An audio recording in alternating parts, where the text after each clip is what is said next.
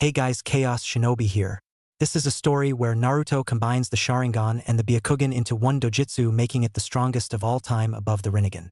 Now let's begin. Chapter 13. Lee and Tenten looked at Tazuna with their mouths wide open. It certainly wasn't what they had expected. Then they looked to Naruto. He had picked up the pace with the hand signs and was now doing them at quite a rapid rate, but a Sharingan or Junkagen user would still be able to see them. They suspected they would be there for quite a while. If it was the jutsu Hinata thought it would save them a long time in waking, but even at the speeds Naruto could perform the signs, it would take quite a while to complete all 1500.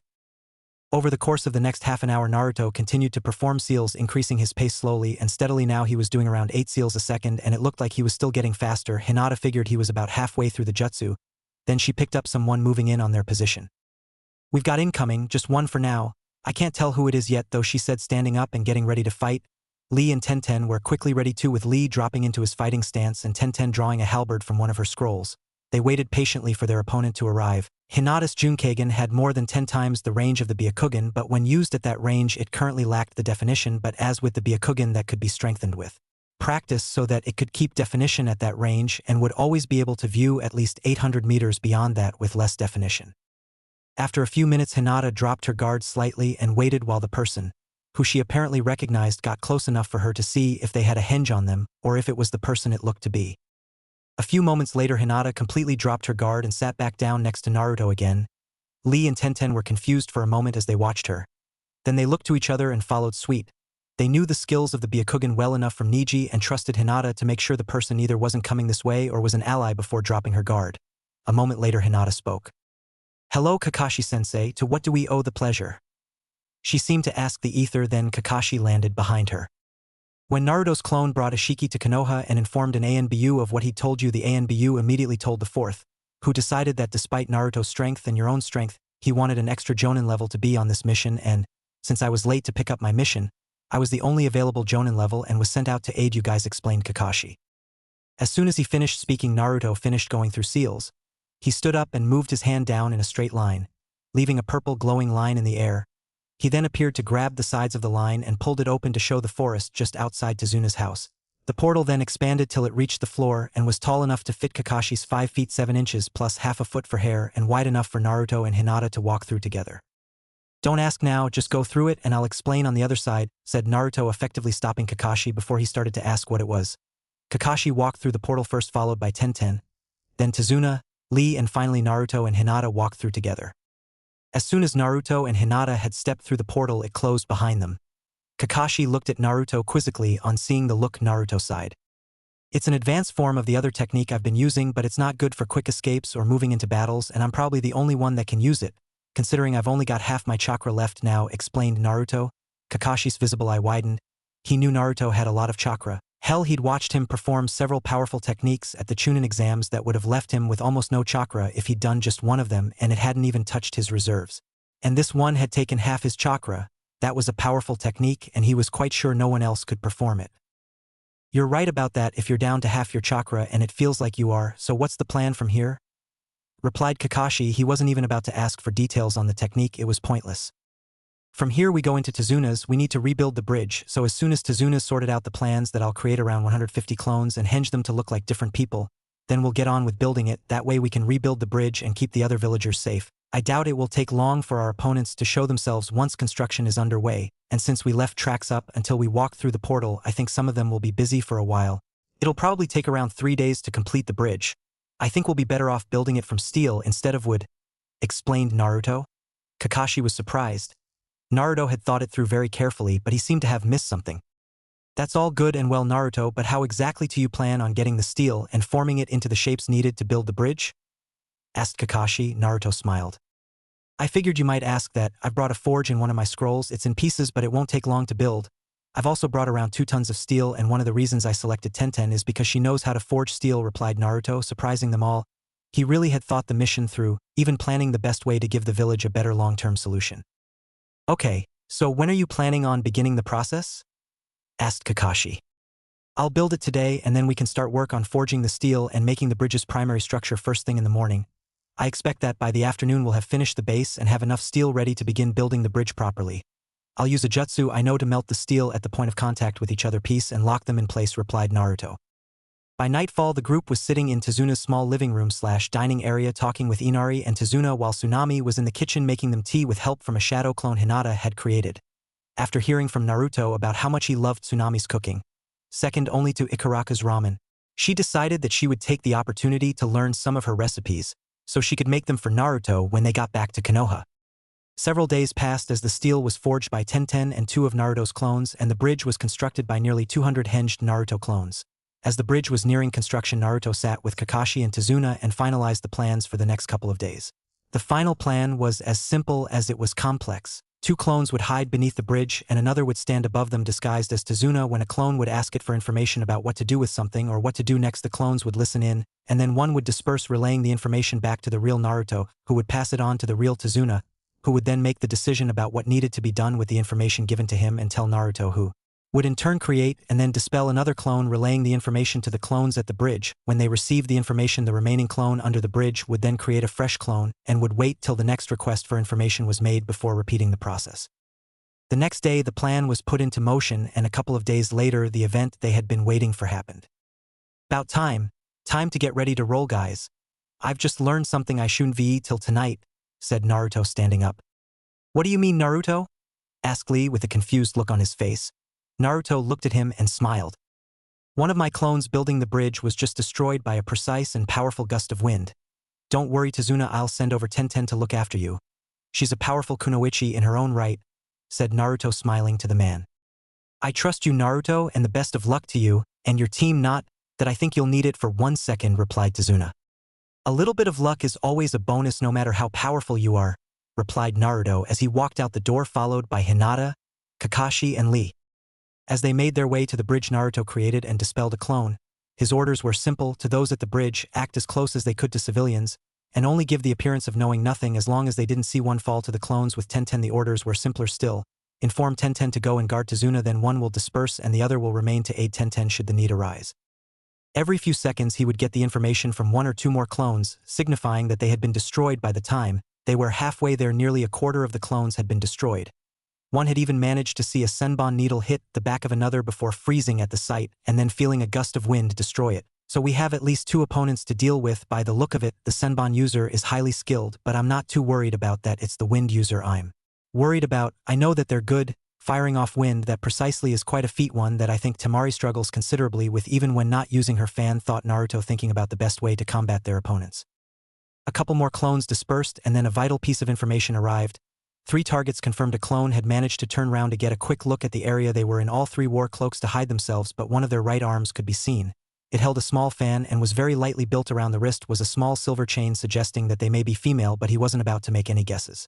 Suddenly an influx of knowledge told Naruto that a large blast of wind had taken out all of his clones bar the 2 under the bridge, and more or less how to build the damn thing, he thought. Moments later the group arrived at the bridge to see the 3 unknown ninjas standing waiting for them. Naruto looked them over. One appeared to have quite a heavy build and was around 6 feet 7 inches. The next was standing around 5 feet to their left. They were a lot shorter, only around 4 feet 4 inches and with a feminine air to them, and the last was sitting off to their left on the railing of the bridge with their left leg bent at the knee and the foot resting flat on the side of the bridge with their right leg folded on top, a pair of black shinobi sandals on their feet. It was hard to tell their height, but he guessed it was around 5 feet 7 inches, and the way they held their upper body definitely gave off a masculine appearance. However, these things didn't particularly bother Naruto. What he saw on the left breast of the black capes they all wore was what bothered him: the image of an eye with 5 stars placed in the shape of a pentagram. It appeared to be the Fuengan. What's that symbol you have on your capes? He demanded. The one at the back turned their head towards him slowly. They reached up and pulled down their hood to reveal a young man that looked no older than 20. He had a scar running down the left side of his pale face. His hair was cut short and a grayish-blue in color, but he kept his eyes closed as he faced Naruto. Not that it's any of your concern, but it's our family's Kekiai Genkai, the Fuengan, he replied calmly. His voice was soft but sounded almost solid. Naruto looked at him carefully. If that's the case, then it's very much my concern. It's the first time I've come across another Fuengan user. Tell me, what's your name? Said Naruto cautiously. He was hoping to avoid a fight if they really were potential family to him. I seriously doubt that you are capable of using the Fuengan. My name is Wahiai Uzumaki eldest. That's my brother Taihei and our sister Atsuri. We are the Uzumaki trio, replied the man, pointing first to the large guy who removed his hood to show long black hair and a very angular face with long sideburns reaching to his jawline, and then to the smaller female who pulled her hood down to show long hair with a color somewhere in between that of a strawberry and an orange. Her skin wasn't as pale as her brothers, looking as though she had spent some time in the sun, where her brothers didn't venture out of a cave. She also kept her eyes closed. I think you'll find I can. My name is Naruto Namikaze Uzumaki, son of Minato Namikaze, the fourth Hokage of Konoha, and Kushina Uzumaki of Konoha, said Naruto calmly.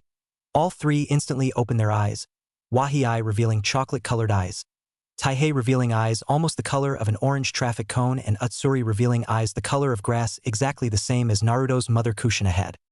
How do you know the name of our aunt? Asked Taihei. His voice was very deep and held a sadness that could almost make you think he had the worries of the world on his mind. And how dare you lie and try using her name against us, growled Utsuri, making it very hard to discern what her normal voice sounded like. Naruto closed his eyes before speaking again.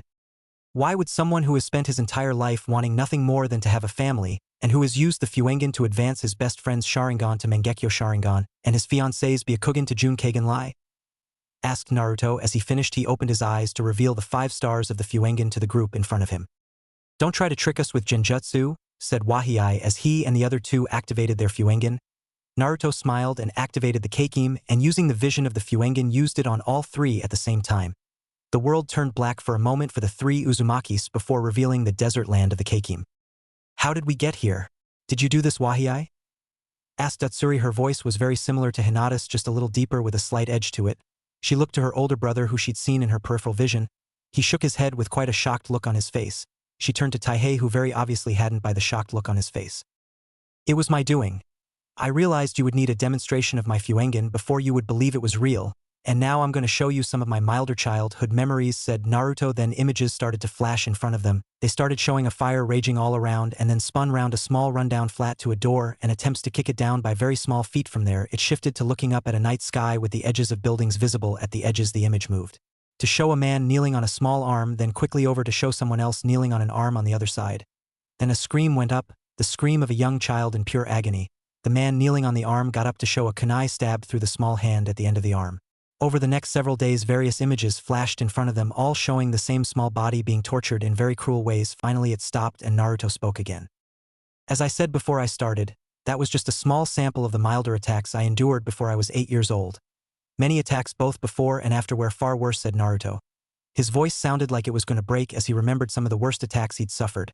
There was no hint of lying in his voice, and he looked the 3 in the eyes as he told them, much like the Sharingan and the Byakugan, it was impossible to lie to someone when they used the Fuengan Naruto had made sure to let them keep using it so they could tell he wasn't lying. The 3 were awestruck with what they saw. They couldn't imagine anyone being so cruel, never mind being that cruel to a child, and if those were on the mild end of the spectrum, they didn't want to see the more brutal attacks. Suddenly it struck Wahii that they might have had good reason to attack. They may have taken it too far, but they may have had good reason to attack in the first place. Why did they attack you? He asked. His voice held suspicion, as though it may have been Naruto's fault in some way.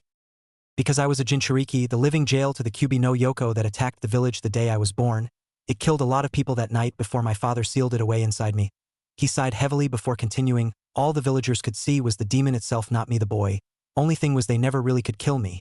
Something of a gift and a curse from him. I can regenerate from almost any wound, no matter how life-threatening it should be, explained Naruto. When he finished, something struck Taihei as being odd. A word seemed out of place. How could you have been a Jinchuriki? Shouldn't you still be one now? As far as I knew, when a Jinchuriki had their demon removed, they died. He asked cautiously. That's right, if a demon is removed from its jailer, the jailer dies. However, I am one of only 4 Jinchuriki in history to find love, thanks to Hinata. She was put in a life-threatening situation, and because of that I merged with the Kyubi, keeping its power and knowledge but becoming the dominant personality in order to save her life. For a being of pure chakra like the Kyubi, more so than for a human or an animal, when all its chakra is drained, there is nothing left of it, so it was destroyed, changing me from a Jinchuriki to a former Jinchuriki, said Naruto. The 3 stood speechless in shock. He'd been through hell, done something considered impossible for one such as himself, and crowned it off with something that basically seemed so far-fetched, and yet they could see he wasn't lying. It wasn't even as though he just believed it to be true. He knew it to be true. Slowly the world faded to black again, and they returned to the real world. As they returned to the real world, Utsuri suddenly burst out crying and ran to Naruto. Lee started to move forward to attack her when Hinata put her arm in front of him to stop him. Kakashi just stood back with an amused look on his face. But Hinata, she's going to attack him, he said, confused. "Look, Lee," she said, pointing to the girl with her free hand as the girl made a stumbled dash towards Naruto with the tears freely flowing down her face. "She's not going to attack him, and even if she was, do you think Naruto needs your help?" "He took out Gaara without breaking a sweat," replied Hinata. Lee looked a bit upset. Once again he'd been outdone, but as always when it came to Naruto, when he remembered the reason why Naruto gained that strength, he couldn't help but smile. He'd found the ultimate precious person, a life partner, and had done the impossible again to protect her. He knew he would have done it at the cost of his life, but he hadn't needed to, and that was something Lee was glad for. Utsuri reached Naruto, tears streaming down her face like a burst dam. She threw her arms around him and cried on his shoulder, then slowly fell to her knees, still clutching him. Then she started repeating the same words again and again. I'm sorry," she said. For around 5 minutes she neither moved nor said anything different. Her brothers had been too shocked to say or do anything. Then Taihei also fell to his knees crying, and Wahiai's face took on a very grave and very sad look. He dropped onto his feet from his position sitting on the railing, hung his head and walked slowly and calmly towards Naruto. "We're all sorry," he said. Then he lifted his head and looked Naruto in the eye and continued, "Had we known that our cousin lived in Konoha, we would have joined you there," he finished. "It was better you didn't. From what I've learned from various people, had you joined me in Konoha and associated yourselves with me, you would have been given much of the same treatment. Maybe even attacked yourselves, and unlike me you wouldn't have lived. Better you know now when it's not a problem and I don't have to worry than having found me sooner and either had to watch yourselves as they attacked me or be attacked, and me having had to watch as they either severely hurt you or even killed you in front of me," replied Naruto. His answer surprised Wahiai. The boy really was too kind. He'd only just met them and already he cared enough to be worried about them. Then a thought struck him like a sledgehammer. "So I take it our Aunt Kushina is dead along with our uncle?" It was more a statement than a question, but Naruto's answer surprised him completely. "Unfortunately, my mother died giving birth to me. I never met her. However, my father recently rejoined the land of the living and has once again taken his post as the 4th Hokage of Konoha," he said. "Uncle Min is alive?" asked Taihei, looking up, his eyes filled with hope. "He died sealing the QB within me," he said, and the look on Taihei's face could only be described as devastated, but he continued, "But thanks to a deal with the Shinigami and one young boy obsessed snake Sannin named Orochimaru, he is once again back amongst the living. So yes, my father is very much alive," he finished. The only way to describe Taihei's face would be to compare it to a 5-year-old girl learning she had gotten a pony for Christmas. He then walked up and stood behind Wahiai, and Hinata walked up and stood next Naruto, who then slipped his arm around her waist, which didn't go unnoticed by Wahiai. "Am I correct in thinking you are Hinata?" he asked. Hinata nodded in reply. He then walked towards her and knelt in front of her. "A perfect name for the one who brought light to our cousin's life. Know that as long as you are with him you have our protection," he said earnestly. Hinata blushed at the compliment but was very grateful that they were not going to fight. Well, what do we have here? The great Uzumaki siblings defeated. Well, at least I don't have to pay you now," came a voice from the end of the bridge opposite the village. It was a heavy voice but sounded as though it was forced, and the tone was a dark but jovial one. Instantly Wahiai, Taihei and Utsuri spun round, glaring daggers at the man on the end of the bridge. He was exceptionally tall at around 7 feet 4 inches, but looked so thin that a light breeze would carry him away like a feather. He wore a black business suit with black leather-laced shoes, a light blue shirt, and a tie the same color green as Lee's spandex suit. "So you must be Suppai, the merchant that took the place of Gato," said Naruto calmly. The three before him looked at him with a shocked expression. He already knew the name of the guy and was certainly not afraid of him. "That's right, although I'm a little surprised you know my brother's name. Still, I heard he got beaten by a Konoha ninja dressed in orange," said Suppai, shrugging his shoulders. "May I know the name of the people I'm about to have killed?" he asked with a smirk. "Well, you aren't going to be killing any of them, so you don't need to know their names, but I suppose you should know my name since I was the one that killed your brother and will kill you. It's Naruto Namikaze Uzumaki," he said calmly. Naruto, so you're the one they named the bridge after and the reason they won't goddamn break. Kill them," he shouted. As he finished, well over 1,000 ninja and thugs appeared from out of the surrounding woods. 3 more Narutos appeared in front of the group and charged at them, slicing at them with their wakizashis, cutting off anything in the way of their blades, fingers, hands, forearms, whole arms, lower legs, heads, and even cutting people in half. Already the once black bridge was quickly turning the crimson of blood. Wahiai, Taihei, and Utsuri got up and moved to help the clones. "Leave it to the clones, I'll take care of all of this. It will be a message to all those who think they can control the land of waves. I will not allow any to control it," said Naruto. The 3 quickly understood. It was something he had to do, though why he had to do it they weren't sure about. "Very well, we'll leave this to you," said Wahiai. Then Naruto did something that surprised them all. He sat down, pulled out a blank scroll and started writing something. They all looked on, an image of shock on each face. After about 5 minutes he finished writing and rolled up the scroll, bit his thumb and slammed his palm on the floor. A plume of white smoke ensued. and as it cleared, a two-tailed yellow fox with red tips to its ears and tails appeared with a scroll holder on its back sitting facing Naruto, its tails wagging happily behind it. "How can I help you, master?" it asked, its voice light with an edge that sounded similar to electricity crackling and a playful tone to it. "Denko Seka, I need you to take this message to Konoha and deliver it directly to my father, the fourth Hokage code Kekai Fuko, then wait and bring me his reply, as quick as you can. This is of the utmost importance," said Naruto, his tone deadly serious as he put the scroll in the holder on the fox's back. "Of course, master," replied the fox, bowing before running off at speeds most ninja would struggle to keep up with. All standing around were gobsmacked. It was Kakashi that spoke first. "What was that about? What message did you send?" he asked. Before Naruto answered, one of his clones dispersed to inform him that the other two were holding Suppai and everyone else was dead.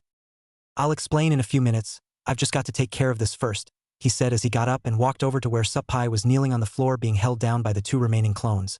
He stopped around a foot away from him and looked him dead in the eyes. "As for you, you have tormented others, hurt them mentally and physically to bend them to your will. Now you will experience how it felt for your victims, whether dealt with by your own hand or under your supervision. You will know their pain," he said, his voice monotonous and cold, his eyes dark, almost dead. Then they switched to the 5 stars, and for a full 5 minutes he stared straight into the fear-filled eyes in front of him. Then suddenly Suppai slumped over, his eyes closed and his body started pouring sweat. "He's done a lot, and if what I saw was anything to go by, not much of his life has been neutral or nice. Despite the time differences in the technique, it's taken this long for me to go through it. Around 12 years of continuous torment. I'm a little surprised he's still breathing with that much torture. Still, his mind is broken now. I'm gonna leave it to the village to decide how to punish him, since it's only fitting they do it," he said. One of his clones then picked up the limp body and headed for the village. He then passed a scroll to the other, which started going around and collecting the heads of the missing ninja, and Naruto himself walked back to the group.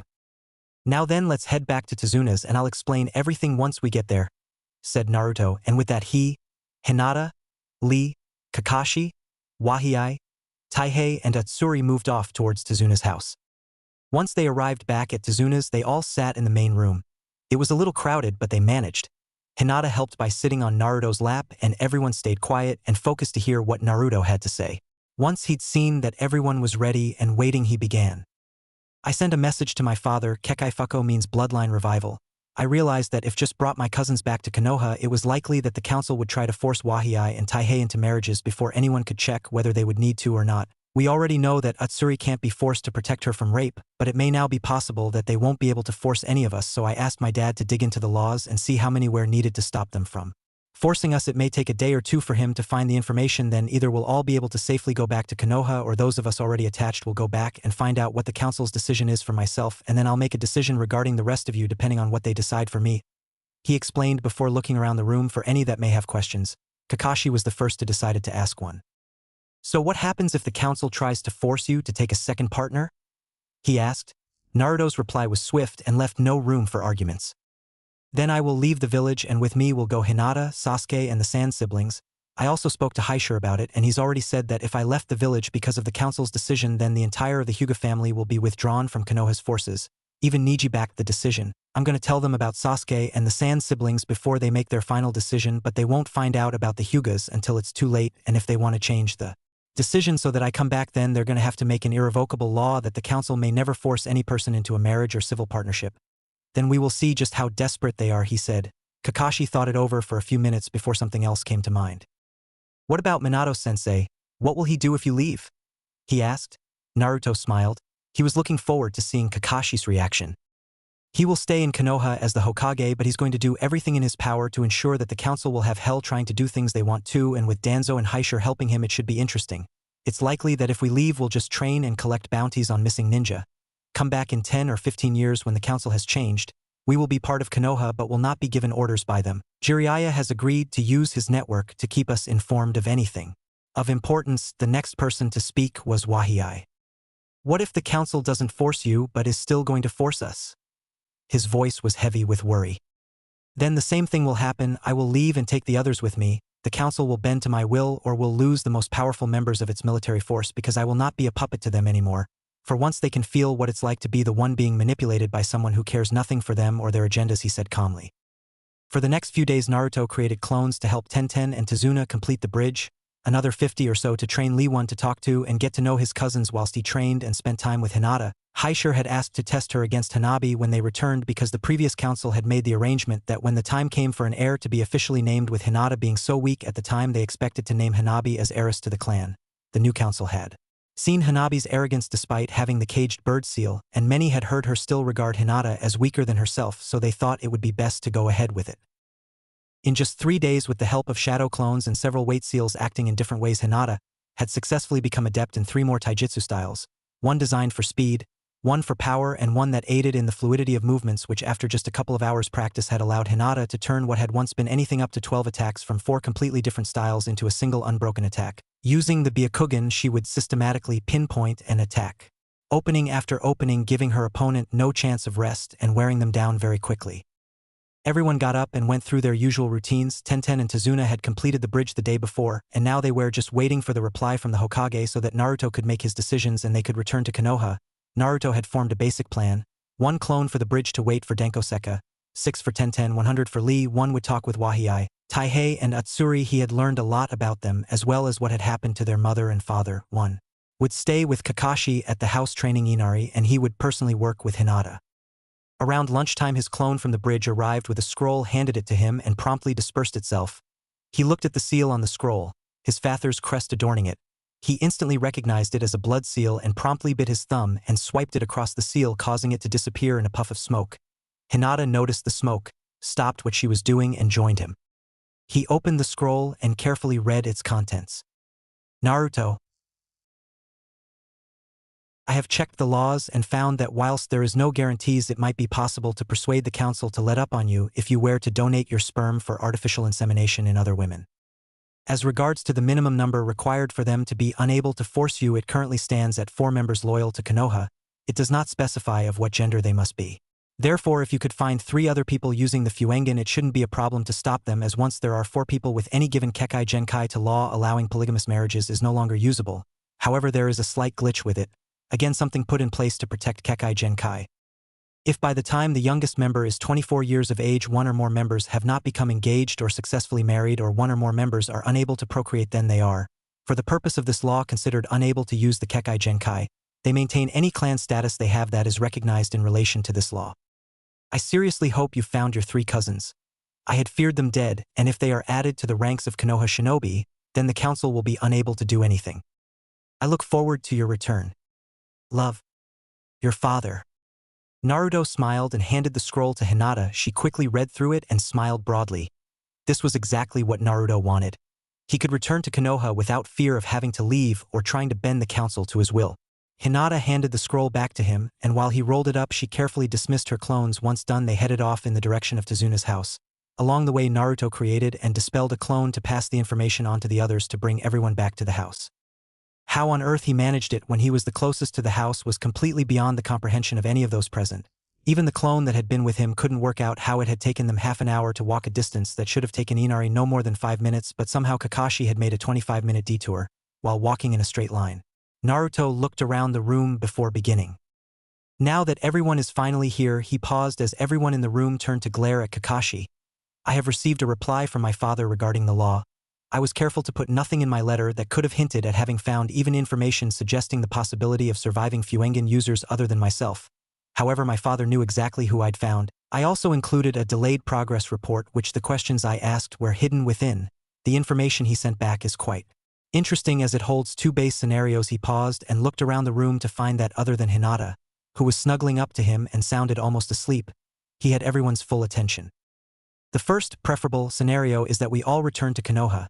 The council gets to shove a brick up its collective arse, so it can shit it back out when it finds out I've got 3 cousins all able to use the Fuengen and all capable of having children, thus shooting down in a brilliant ball of flames yet another attempt by the Council of Konoha to control me. Throughout this dialogue, his hands had been quite animated and everyone appeared very pleased with the news. However, their joy dropped when they saw the solemn look on his face.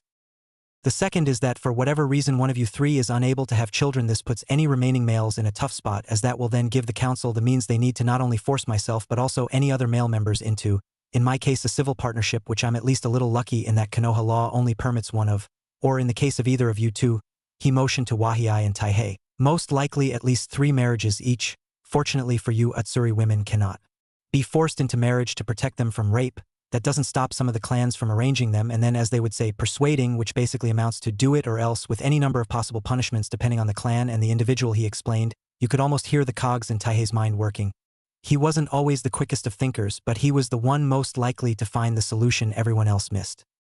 Is there a way we can check before we return to Konoha to make sure? He asked. Naruto looked thoughtful for a moment before breaking out in his trademark foxy grin. Yes, there is. Amongst my arsenal of jutsu there is one that does that. I'm sure that I will be fine as I've kept the healing ability, and I seriously doubt that damn fox would have let me be sterile. Although if I know him, he probably modified me so that some of his traits would be passed on as well. But regardless, we can find out, he answered. He then quickly started going through hand seals, stopped, and put his hands in a focus sign and then moved it first over Atsuri, who was sitting directly across from him, then moved to her left to Wahei and again to Taihei. He held on Taihei a little longer than the others before putting his hands down with a thoughtful look on his face again.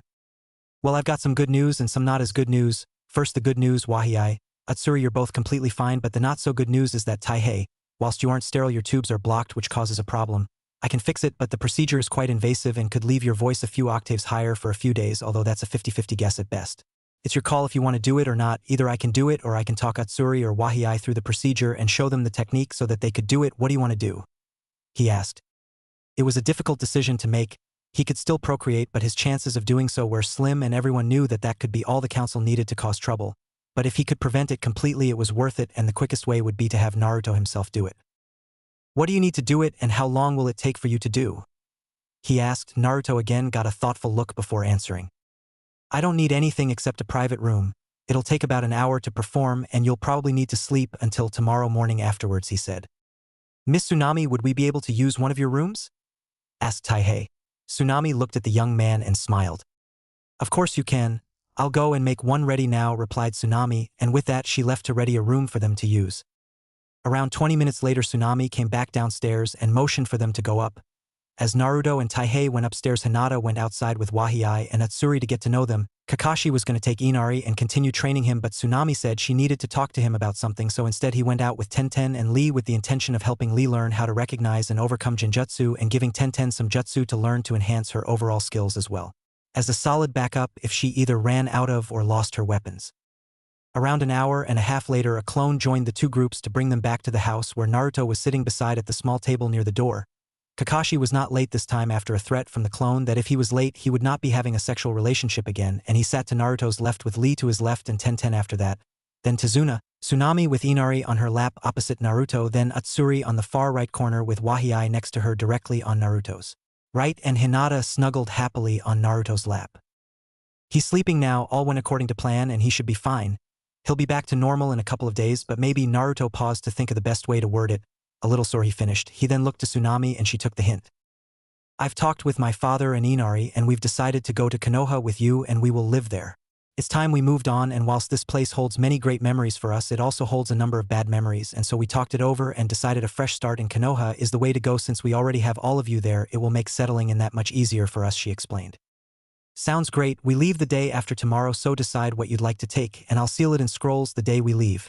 Saves trying to carry it, said Naruto happily. Thank you, replied Tsunami, smiling kindly. The next day passed by uneventfully. Taihei was up and about but moving, while waddling around slowly. Tsunami had started gathering things together and Naruto was sealing them into scrolls. Hinata sat at the table most of the day playing, or rather hammering, Lee at shogi. Tenten watched every third game between reading some novel and noticed that Lee was improving, just so slowly that he would reach the level Hinata was already at in about 10 years. Kakashi read his smut most of the day, initially with intermittent perverted giggles, until Atsuri threatened to chuck cold water over him and the book if he didn't keep quiet, and then put it away when Naruto threatened to take it and let her tear it up if he didn't put it away. At the end of the sentence the book promptly vanished. He then finished the rest of the day by teaching Inari to climb walls. Whilst his chakra reserves would only allow him to climb the first floor, it did also suggest that he had the potential for a very high chakra reserve if trained properly. Everyone ready to go? Asked Naruto. It was lunchtime 2 days after Taihei's operation. He was still sore but could walk at a pace that wouldn't slow the group down since it was still quicker than Tazuna's. Getting nods from everyone, they moved off, Naruto and Hinata taking point, then Tazuna and Taihei behind them and Tsunami and Inari behind them with Kakashi and Wahei flanking them, then Lee, Atsuri and Tenten at the back. They had decided on this basic formation to ensure that everyone stayed safe. It kept everyone close together, with the able protecting the untrained and unable. The journey took a total of 3 days with a group of 20 bandits that Hinata used as practice and a group of 2 that Inari took care of, with Naruto keeping a careful eye in case he got in any real danger.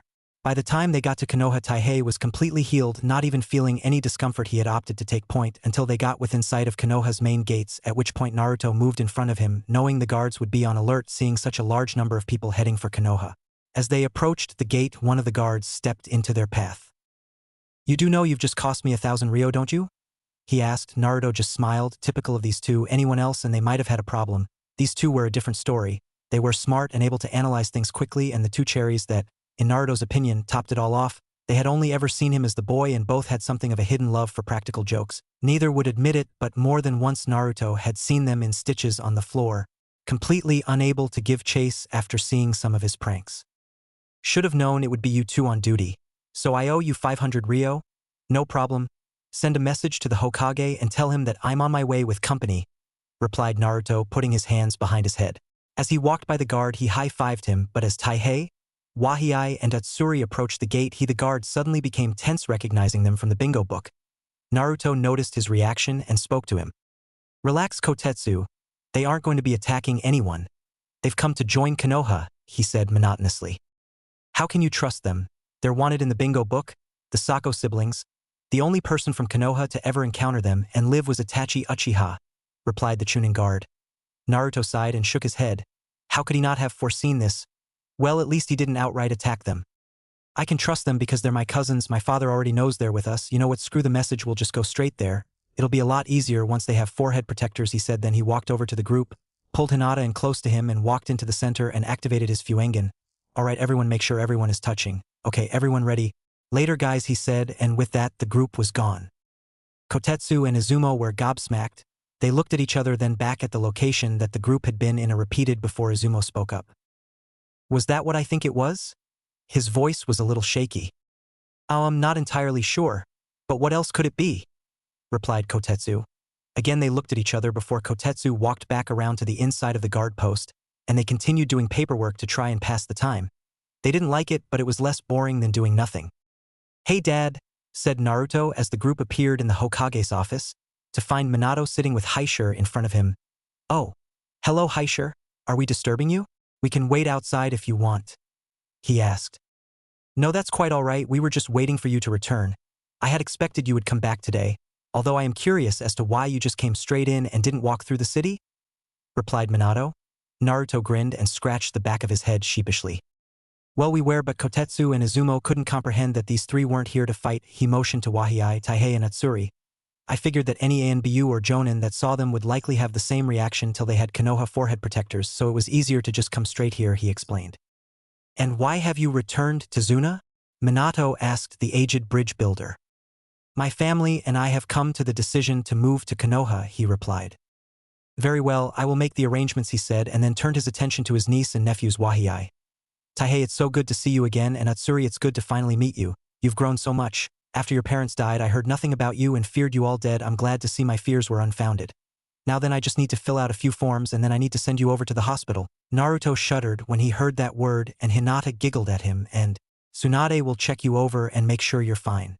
Once that's done, I'll give you your Konoha forehead protectors," explained Minato as he started filling out the forms. "Thank you, Uncle Minato," said Wahiai. "Father, I know you'd like to get back home for this little match, but I'd like to stay until all this has been sorted out, if that's all right?" Hinata asked. Haishir smiled. "Of course we can wait. It will do Hanabi good to have to wait."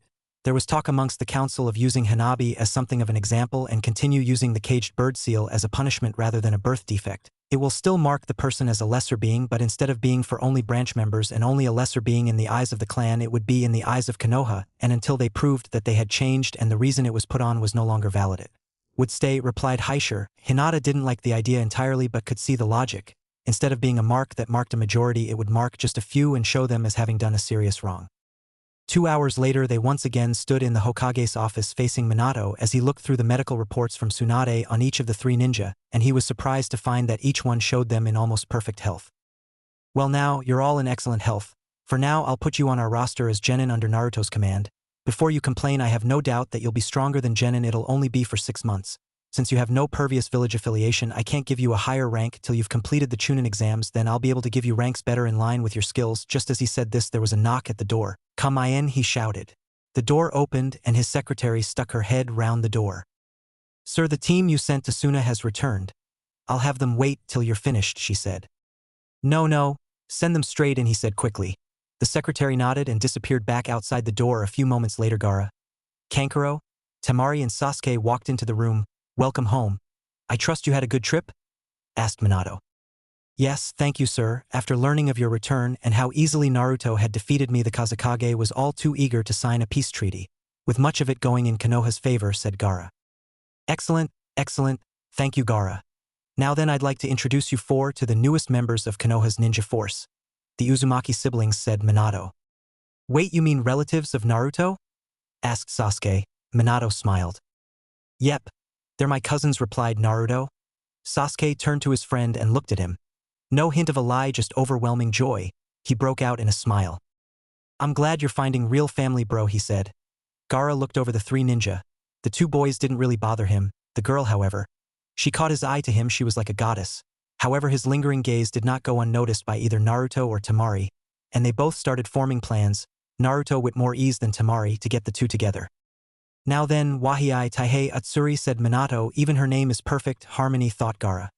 "I think it would be best if you stayed in one of the houses at the Namikaze estate, at least for the time being," Minato finished.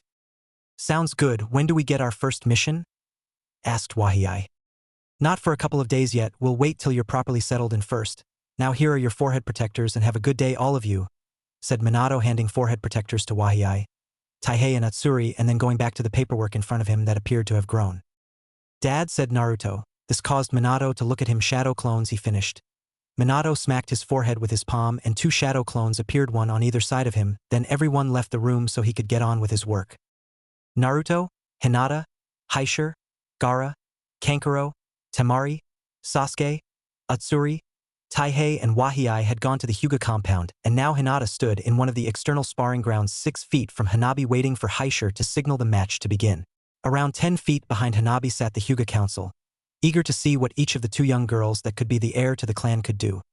Most expected Hanabi to win, but a few had noticed the air of confidence radiating from the elder girl and suspected that she was likely to win, and about the same distance behind Hinata sat everyone except Naruto. He stood between the girls opposite Haishir with a clone on each third along the ring and one on each corner to assist in judging the match. "There are 3 rules to this match: no biting, no scratching, and no killing," said Haishir, looking first at Hinata and then at Hanabi. Seeing both girls ready, "Begin," he said, and then he and Naruto quickly jumped back. Hanabi made the first move, rushing forwards with her left arm and front palm facing Hinata and her right arm pulled back so that her right hand, in the same position as her left, was level with her abdomen. When she got in striking range, she pulled her left arm back, and the same time as pushing her right arm forwards, Hinata easily pushed her arm aside and struck the now stumbling Hanabi's right shoulder, closing her chakra point and rendering her arm useless.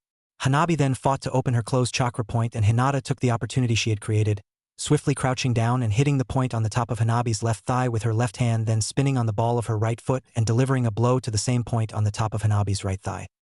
The effect was instant as Hanabi tumbled to the ground with both legs and her right arm out of commission. She shifted her attention to her left leg to try and continue the fight, but with her attention diverted again, Hinata deftly spun behind her, remaining in a crouched position. She put her right arm over Hanabi's shoulder, under her chin, and then looped it round so that her finger was positioned at Hanabi's temple, and at the same time moved her left arm round the side of her younger sister and positioned her hand with 2 fingers aimed at her heart. "The match is over. The winner is Hinata," said Haishir as Naruto dispersed his clones. Haishir then turned his attention to the council. "I trust this proves that Hinata is in fact considerably more skilled than Hanabi, and your decision from viewing this match will reflect that," he said. One of the council members stood up to speak. He looked about the same age as Haishir, although about 5 inches short at his light brown haircut to shoulder length and framing his face. "Well, I for one was impressed by the display, but those skills did not look to be of the Juken style, am I correct?" he asked. "You are. I learned a number of other styles to enhance our own Juken, as I've learned it is too easily defeated when an opponent is faster than the user, so I took my natural strength, my flexibility, and incorporated a style that complemented it. I also learned a style better suited for power and increased my speed and strength to allow the style to be of use when fighting someone of greater speed but lower flexibility and strength, allowing me to react better to changing situations in combat." "Different opponents," explained Hinata. The council member looked thoughtful for a moment. Would you mind having a spar with me? I'd like to see just how much potential your new skills have, asked the council member. If you would like, I'd be happy to do so now, replied Hinata. Naruto quickly made his shadow clones again and sent them to the same parts of the ring, as well as one more to move Hanabi out of the way and reopen her chakra points. The council member moved into the ring and Hinata resumed her starting place. Haishir stepped in between them. The rules are the same as before, on biting, no scratching and no killing. Ready? He looked between the two and received a nod from each. Begin, and again he and Naruto moved back. Both stood there for a few moments, then two clones appeared on each side of Hinata and rushed at her opponent. At first he thought they were mere academy illusions as all Hyuga learned them to pass the exam. In fact, the 3 academy jutsu were the only jutsu that any Hyuga knew, so when the clone landed a solid punch he thought it was the real Hinata who'd learned a trick or two from Naruto, unpredictable as he was. When the next one hit as well he quickly realized that he was fighting shadow clones. As the next one came in he quickly dispatched it, falling right into Hinata's trap. Exactly the same way Naruto had done it against Tsunade in his Genjutsu. Hinata's 4th clone came straight through the smoke the dispersed clone created and landed 2 accurate strikes to each of his shoulders. It couldn't strike the vital spots that would have rendered the arms useless, but it did slow them down. As he took out the 4th clone, the remaining 2 came in from the back and kicked him in the back of the knees, knocking him down, and with the time they'd had to aim, the strikes both had been aimed at chakra points, taking out his legs from the knees down, but he managed to react quickly enough to take out one of the clones. As he fell he was caught by the original with a hand on his chest over his heart, and the last clone hit the 2 chakra points on his shoulders, closing them and rendering his arms completely useless. He smiled up at the young girl in front of him. I am highly impressed. You have just proven what many of us have believed for quite a while. The Juken style has a good number of weaknesses not related to the Byakugan after all.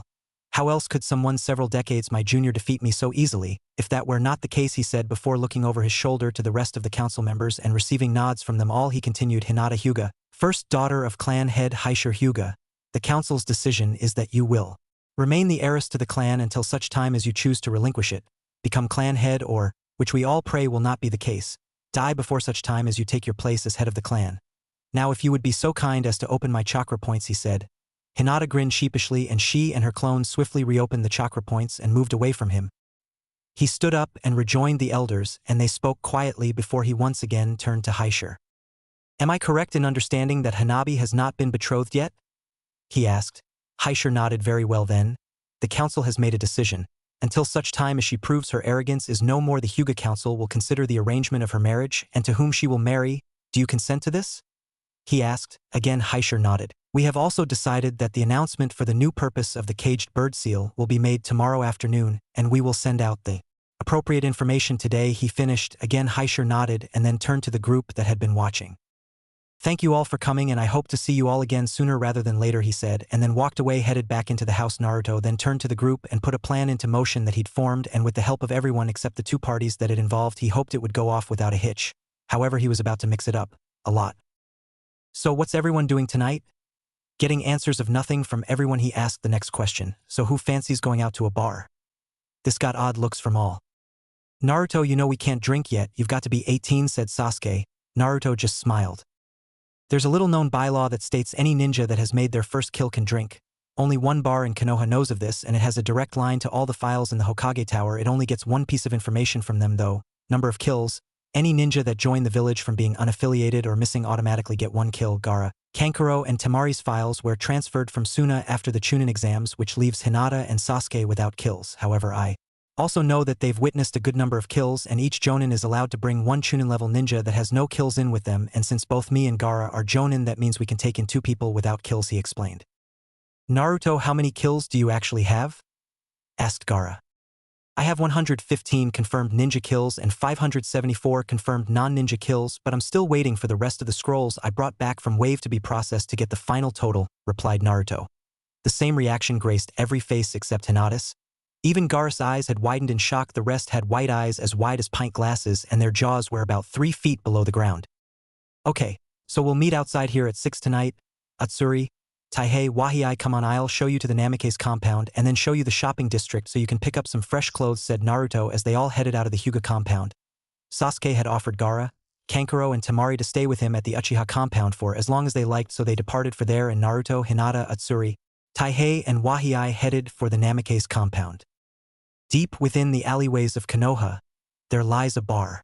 It's not very well known, but some people know where it is. Having been around since the first Hokage's time, it's a selective bar, allowing in only certain people. There, people could blow off steam and complain about things. They can drink until dawn or they can eat some food. It's a social place. Parties are often held there, and the bar is held in high esteem for its famous way of serving. Whenever someone orders something, his or her order is connected to a spinning rack. The rack spins and then the chefs there make the order. And then, with amazing precision and accuracy, one of the chefs launches the food out from a hole in the wall. The food is then caught by the bartender and served to the customers. This is the place that the group have just arrived at. It's now 7:30 p.m. and the Nindo Bar is the name of the place.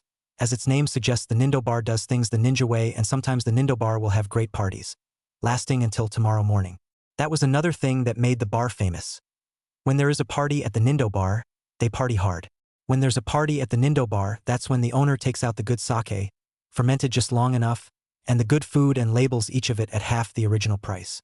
And they still manage to make a profit. Tonight the bar was in one of its quieter nights.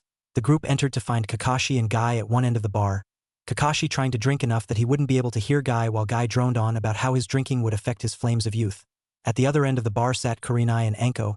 Kurenai, still slowly drinking her first glass, and Anko had apparently just finished her 6th bottle and was ordering another. Throwing your sake cup or bottle at the wall was also another tradition. During the night, everyone had a limit, though most won't admit to it.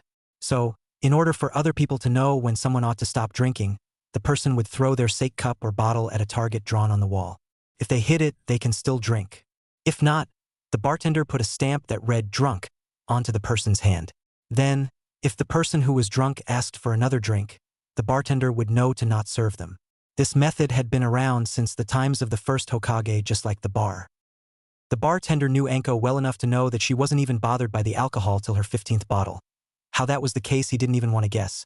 The group went to a table in the corner of the room with a single padded seat in a U shape and sat down. They each looked over the menus of what was on offer, and after around 5 minutes everyone was ready to order. Naruto had planned ahead, and when he walked up to the bar to place the first order, he gave the bartender a number he had gotten earlier that day to open a tab that they would take the final total of the next morning and take it directly from his account. After ordering, he pointed out the table they were sitting at so the bartender would know all of those that would order and need to be put on the tab. Naruto also decided to order a large sake for Kakashi, and the barman took it over to him. Kakashi looked at the barman with surprise on what was visible of his face. "I didn't order this," he said, his voice hinting that he wasn't meaning to offend. The barman smiled. "The boy down there said to give you this and tell you that had 3 more drinks he's paying for," the barman said, pointing to Naruto. Kakashi looked over to him, and Naruto was standing with his elbows resting on the bar, his chin resting on the palm of his left hand, and he raised his right arm and flicked his wrist sideways with his hand open, facing Kakashi. He was wearing a black shirt with long sleeves and a pocket on each breast. Kakashi then turned to Guy. "I'll be back in a moment, Guy. I'm just going to see why he's here," he said, and with that he walked down to Naruto. As he rounded the corner of the bar, he saw that Naruto was wearing a pair of black jeans with carefully concealed pockets on the thighs, most likely holding scrolls. "What can I do you for, Kakashi-sensei?" asked Naruto with a smile on his face. "You outrank me now, Naruto. There's no need for the sensei. I'm just wondering if there's any particular reason you're here tonight?" replied Kakashi. "You should never forget those that taught you. After all, you're never too old to learn something new." "I'm here with my fiancée, my cousins, and some friends for a good night out," replied Naruto, still smiling and nodding his head in the direction of the group. Kakashi looked over to see Hinata sitting on the far side of the table by the wall next to the empty seat for Naruto. She was wearing her red t-shirt with the skull and the crossed kunai. Next to her on her left was Utsuri. She wore a black sleeveless tank top with the Uzumaki swirl in white on the front. Then to her left was Sasuke in a white short-sleeved shirt with a pocket on the left breast, and the Uchiha fan on the right. He was sitting very close to Temari, apparently very comfortable with it. She was wearing a dark blue short-sleeved blouse, and Kakashi thought he saw the Uchiha fan on her right upper arm, but he couldn't tell because she was sitting almost side-on to him. Then there was Gaara in a crimson sleeveless shirt with a sand print to it, although Kakashi suspected it was actually sand. After all, what ninja would be without their primary weapon when they could hide it in plain sight? Then there was Kankuro, without his makeup or cat suit. His brown hair was all over the place, resembling Naruto's, and his dark yellow t-shirt looked as though it may have been hiding more of Gaara's sand. Taihei was next, wearing a black t-shirt with no design on the back, although there may have been one on the front, and finally Wahii was on the end of the table nearest him with his grayish-blue hair pointing straight up at the ceiling, wearing a t-shirt of the same color with what appeared to be the Uzumaki swirl printed in crimson on the back, but he wasn't sure. "Okay, well, thanks for the drinks. I better go back and join Guy before he comes over and starts giving you the same treatment. I doubt you'd forgive me, said Kakashi, his visible eye forming a U-shape to show he was smiling before turning and walking back to Guy. Over the next 2 hours, the two that drank the most were Naruto and Gaara, and to look at either you'd think they'd never had a drink in their lives. Both had drunk 4 bottles of sake each and still looked totally sober. Both had been up to the bar to order fresh rounds, and the barman had asked them to throw the bottle they had brought back at the target. Gaara had just thrown it, although he'd done it a little too fast for the barman to see. Naruto had decided to show off a little and turned around to talk to Hinata, who'd come over with him while throwing the bottle over his shoulder and somehow caused the bottle to not smash and instead embed into the board with the mouth of the bottle encircling the bull's eye. Needless to say, the barman decided not to test them again till they hit 10 bottles each, or showed at least some signs of the alcohol affecting them. However, they were both back at the table sitting in their seats once again. It was at this point in time that Wahii decided to do something. Right, well, fun as it is with all of you, I like the look of that young lady over there and I think I'll go talk to her, he said, getting up to go. Hold on, Wahii, which of those two are you going to talk to? Asked Hinata. The black-haired one. Why? He asked. Kurenai-sensei is nice. Be polite and kind to her, just make a point of showing no interest in Anko, she said. Why? He asked, curious as to why he would need to do that. Anko is a little weird to say the least. If she thinks she's got half a chance, she'll practically force herself onto you, and if you show any interest in her at all, the Kurenai-sensei won't want you. She's had problems in the past where a guy showed most of his interest in her after finding Anko strange, but before that he showed some interest in her and they always cheated on her, so now she goes out with Anko, and any guy that shows any interest in Anko beyond just being polite, she won't give a chance, and I know you won't do that to her, so you deserve a chance, replied Hinata. Wahii nodded his thanks and then walked over to the two women and started talking to Kurenai. 2 hours later, and Naruto was back at the bar. Kankuro had been really smart and challenged both Naruto and Gaara to a drinking competition. Needless to say, he was losing badly. Naruto and Gaara had even upped their drinks from the 20% sake to 40% spirits, and now Naruto had just ordered 65% vodka. Whilst at the bar, he listened in on Wahii's conversation with Kurenai. So you know Hinata then, how is she? Asked Kurenai. Yeah, I know her. She's engaged to my cousin. She's fine, very happy with him, and I'm happy for them, replied Wahii. Oh, it's gots ta feel the musique, you know. Hey, is there anything more to drink? Slurred Anko, who despite her intoxication could still hit the dead center of the bull's eye. Please buy her a drink and shut her up for at least 5 minutes, said Kurenai, an annoyed tone to her voice. Naruto decided to make his presence known at this point.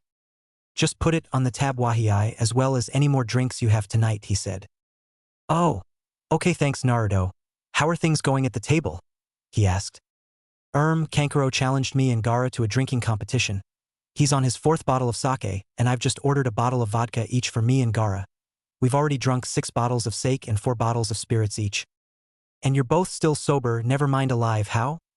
Asked Kurenai. Naruto smiled. Kyuubi and Shikaku, while I don't have the damn furball in me anymore, I did keep the healing ability, which extends to being immune to poison and being able to neutralize any kind of intoxicating substance. In order to get drunk, I think that me and Gaara would have to drink this place dry, so we're just drinking till Kankuro's drunk, then we'll slacken off again, he replied. Wahii laughed and Kurenai giggled. Who, dink to whole tan dry, now dat's a pran. Hey Renai, how many pubs you think we crew'd get into? Asked Anko. Naruto chuckled quietly at Anko's drunken nickname for Kurenai. Nowhere else will let you in, Anko, replied Kurenai, shaking her head. When the barkeeper came back and handed Naruto the drinks, he walked back over to the table chuckling quietly. He sat down and handed the bottle of sake to Kankuro and then a bottle of vodka to Gaara. Kankuro, despite his state, did notice that Naruto and Gaara had different bottles to him. Hey, what you drinkin'? I got something different, slurred Kankuro. Yes, you do, Kankuro. You've got something stronger than us, replied Naruto, smiling, and giving Gaara a wink to tell him that he was in fact lying. Okay, hick. That's all, hick. Good. Come midnight, Kankuro couldn't stay awake, so once he was nicely out for the count, Naruto created 2 clones which picked up Kankuro and carried him back to the Uchiha compound.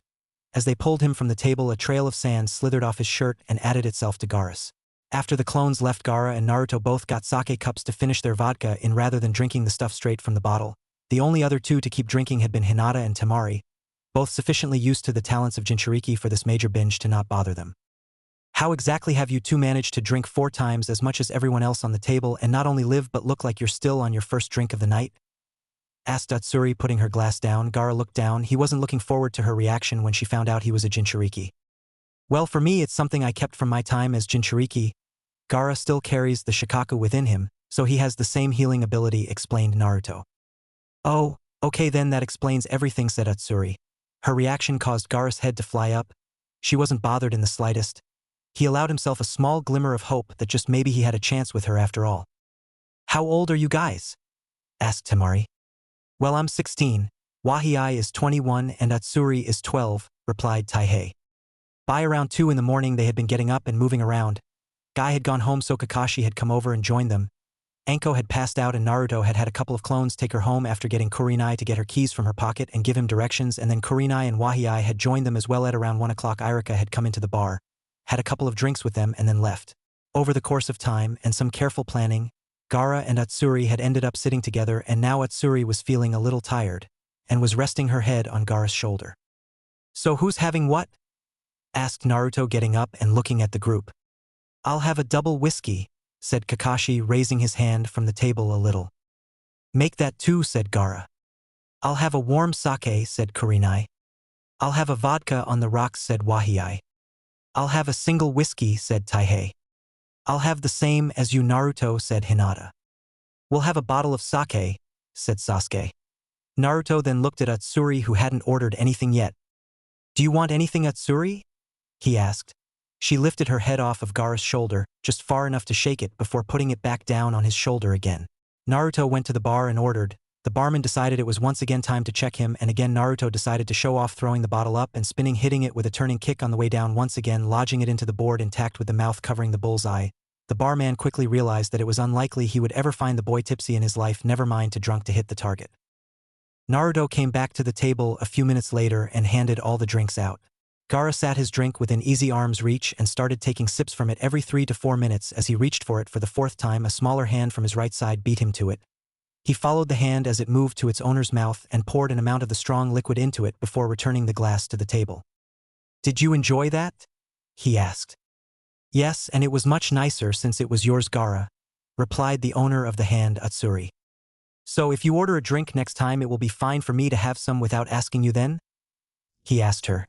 She tilted her head to look at his face. "Of course," she replied, smiling warmly. Gaara couldn't help but smile back. By the time 3 o'clock came, Gaara and Atsuri were happily sharing every drink. One would order a drink twice the size of what they wanted, and then both would drink from the same glass. Atsuri seemed to be rather tipsy, possibly even drunk. Gaara, however, just like Naruto, didn't look like he'd had a drink all night. But despite that, over the course of the night, Atsuri had systematically broken down each and every emotional barrier Gaara had ever erected, one after another. Hinata wasn't drunk but was definitely merry. Kurenai had had more than she'd ever had before and was now very happily chatting away with Wahii, who could apparently handle his drink, as despite having shifted onto vodka was still having no problems talking, although he did look a little shaky on his feet whenever he got up. Taihei was particularly drunk, as was Kakashi, and after Kakashi remembered the jukebox in the corner, they proceeded to stand at it selecting songs and slurring out a drunken duet. Although the others had to admit they were quite good, Sasuke and Temari were the only ones other than Naruto and Gaara that were definably sober, having carefully paced themselves, more from having spent more time talking than drinking than through good management. As 4 o'clock rolled round, the group decided it would be a good idea if they headed home. Once everyone was finished, they got up and Naruto scooped Hinata up bridal style. Noticing the Sasuke decided to do the same with Temari. Gaara was unsure. Something in him wanted to, but he was really nervous about it. That is until Atsuri whispered in his ear asking him to do so, and then looking at him with eyes that he didn't know why. Gaara found it impossible to say no to, so just like Naruto and Sasuke, he picked her up bridal style. Kurenai and Wahii had their arms around each other's waist as they walked towards the door and called over Taihei and Kakashi, who then stumbled along with their arms over each other's shoulders. The morning sun had long since risen when Naruto was awakened by a loud knocking at his front door. He had opted to take up his father's offer to take one of the houses in the Namake's estate and had been sleeping comfortably in the large double bed in the master bedroom with his left arm draped over Hinata and his right arm under his head. His body was flush with Hinata's, with her facing away from him. He figured she would wake up in an hour or so, in all likelihood with a hangover. Something Naruto would never experience. Being completely unable to become intoxicated was as much a godsend as it was a curse. He could drink anyone except Gaara under the table twice and not worry about a hangover the next morning. He tried to remove his arm to find that at some point in the night Hinata had wrapped her arms around it and was now holding it very firmly next to her body, but, to Naruto's great relief, against her stomach as opposed to the numerous other places on her body she could have put it. He carefully recovered his arm before climbing out of the bed and realizing that he was still wearing the same clothes he'd had on the night before. He brushed the thoughts aside as the knocking at the door came once again. He trudged down the stairs. He had nothing from his flat as he had yet to return to get them. Reaching the front door, he opened it to see an Anbu there. Naruto Namikaze the Hokage has giving orders for me to bring you to him, said the ANBU. Their voice was distinctly feminine, but when it came to ANBU you never really could tell. Where is he now? Asked Naruto, his voice a little hoarse and his eyes still only half open. He is currently in his office, you must hurry, replied the ANBU. Relax, I've got time for a shower and I'll still get there before you, but if you want to wait and come with me then grab a seat in the front room. I should only be 5 minutes, said Naruto turning around and walking back up the stairs. The ANBU moved into the front room and stood at ease with their feet shoulder-width apart and their hands behind their back. 5 minutes later Naruto came into the front room wearing a fresh set of clothes. He wore his forest camouflage trousers and a t-shirt with the same design. Shall we? He asked and the ANBU nodded and made for the door. As they passed Naruto he put a hand on their shoulder and the next thing the ANBU knew he was in the Hokage's office. What's so important you had to have this ANBU wake me up, you old fart?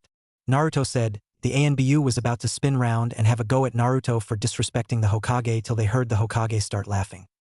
Not much of a morning person are you, son? Said Minato between laughs.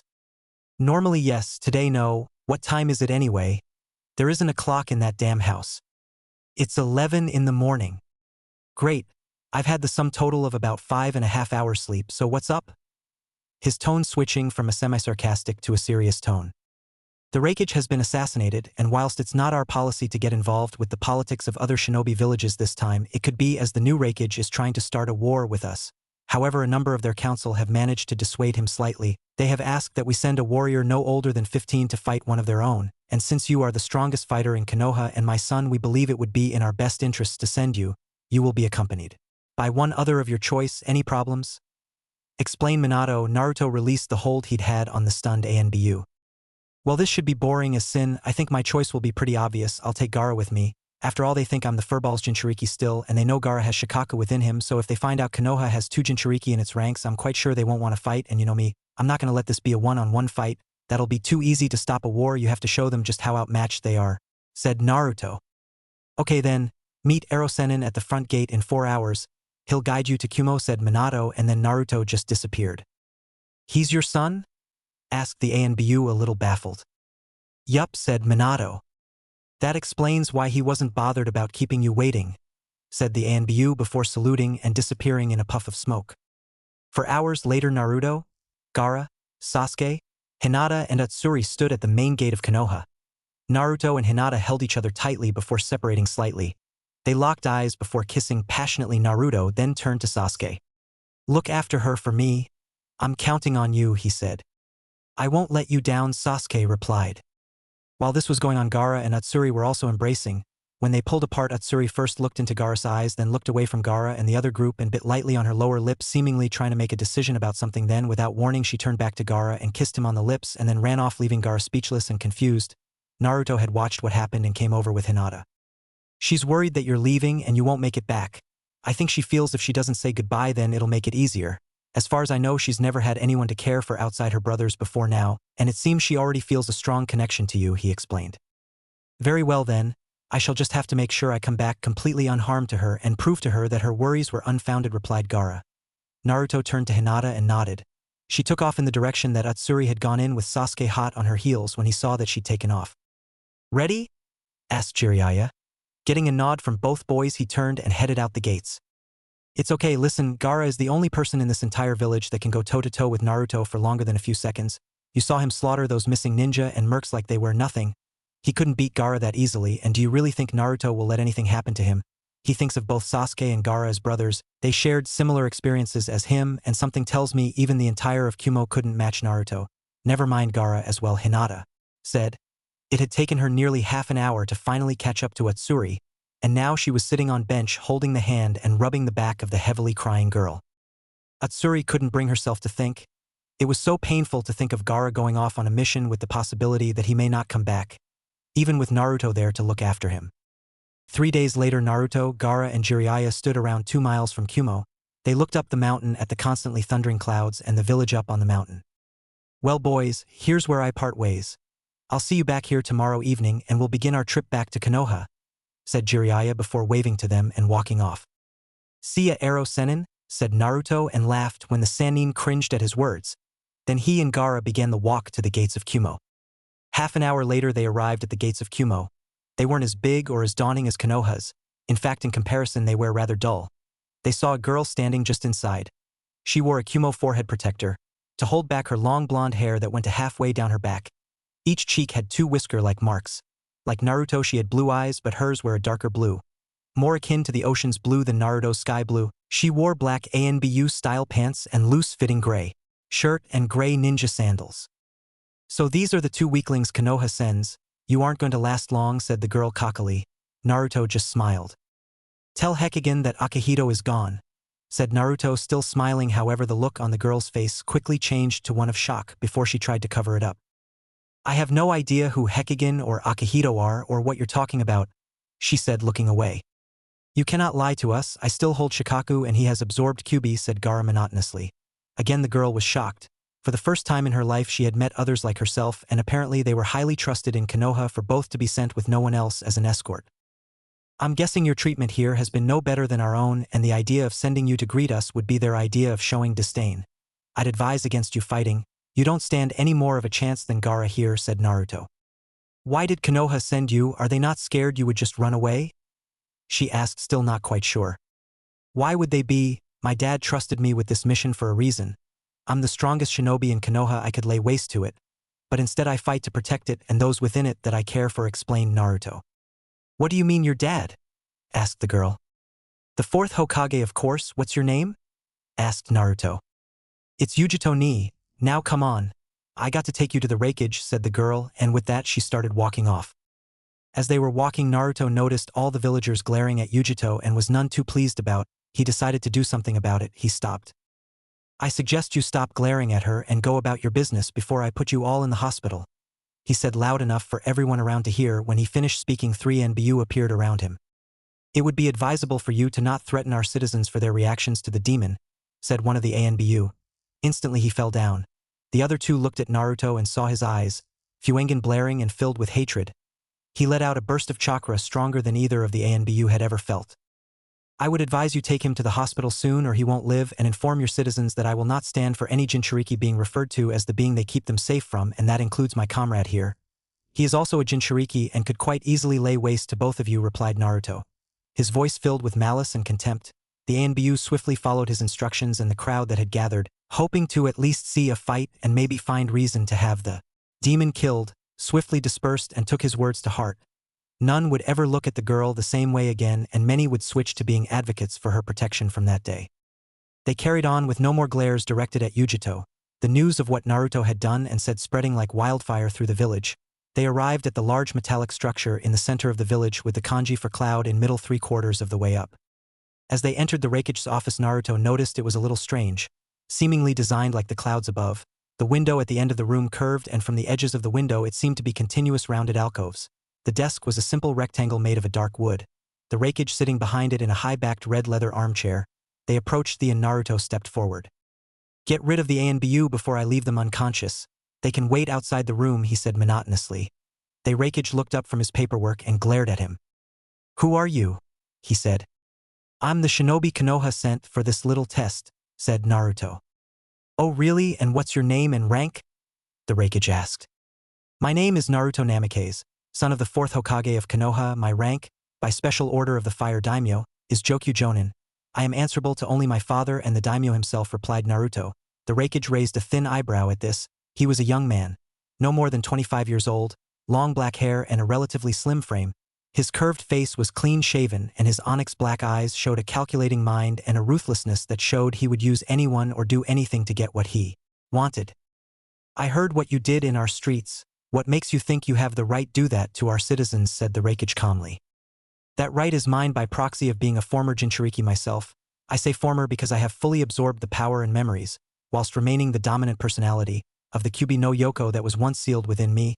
I have that right from having experienced the very same treatment myself, and if by the time I am to leave tomorrow I do not feel she will be treated correctly, as a hero not a demon, then we shall take her with us when we leave for Konoha, where my generation will welcome her with open arms," said Naruto sternly. "Oh, and what makes you think you have the power to do so?" asked the Raikage. "I can already sense your chakra capacity. It's not even 1/100th of my own. Heck, it's not even on par with Gaara here's. I could lay waste to this entire village with a single attack. I suggest you assemble your top 100 under 15s for this little match and I will show you just how far above your people I am. In fact, let's make it really interesting, at least for me. Add the top 20 of your entire ninja force onto that list and we'll see just how long they last. You have 2 hours, said Naruto before turning and walking towards the door. Are you coming with us, Yujito? He asked. She quickly bowed to the Raikage before following Naruto and Gaara at a swift pace. Did you really mean what you said? She asked when she thought they were a safe enough distance from the room. Yes, replied Naruto. Do you even know which part I'm asking about? She asked, thinking they might in different thought tracks. It doesn't matter, I meant every word of it, he said. To say Yujito was shocked was an understatement. He was going to take on 120 shinobi at once, and his threat to level the village was more of a promise. Suddenly 3 NBU appeared around her. Leave her be or you will not live. This time it was Gaara talking. Why should we listen to you? It's no concern of you what we do to the demon, replied the ANBU. Gaara slapped his palm against his forehead and in the same split second his hand hit his head. The ANBU hit the floor. Anyone else want to try anything? He's already dead. I just broke his neck, said Naruto, the anger dripping from his voice. One of the 2 remaining ANBU moved to grab his ninjato. As his hand grabbed the hilt, his head rolled from his shoulders. The last one grabbed Yujito's arm and tried to pull her in front of him as shield, but as he pulled his arm back he found it was missing from the elbow down. A/N. For those that don't know, a ninjato is sword the same length as a wakizashi, but where the wakizashi is curved, the ninjato is straight.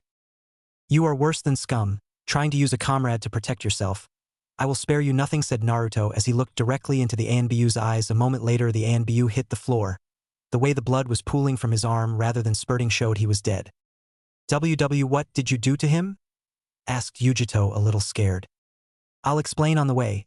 Now come on, said Naruto, walking away with Gaara following closely behind. Yujito caught up and fell into step with Gaara on Naruto's other side. 2 hours later Naruto, Gaara and Yujito stood in a room that looked exactly the same as the one that the preliminaries for the 3rd round had been held in. Naruto stood in the center surrounded by 100 people between the ages of 12 and 14 and a further 20 NBU all ready to attack him. As requested, 120 shinobi have been assembled and I seriously believe you have overestimated your own abilities, said the Raikage. Naruto said nothing. Instead, he just closed his eyes and relaxed his body. Nothing to say? Asked the Raikage, his voice still cocky. Very well then. Begin. As soon as the last word came out of his mouth, the ninja nearest Naruto fell to the floor.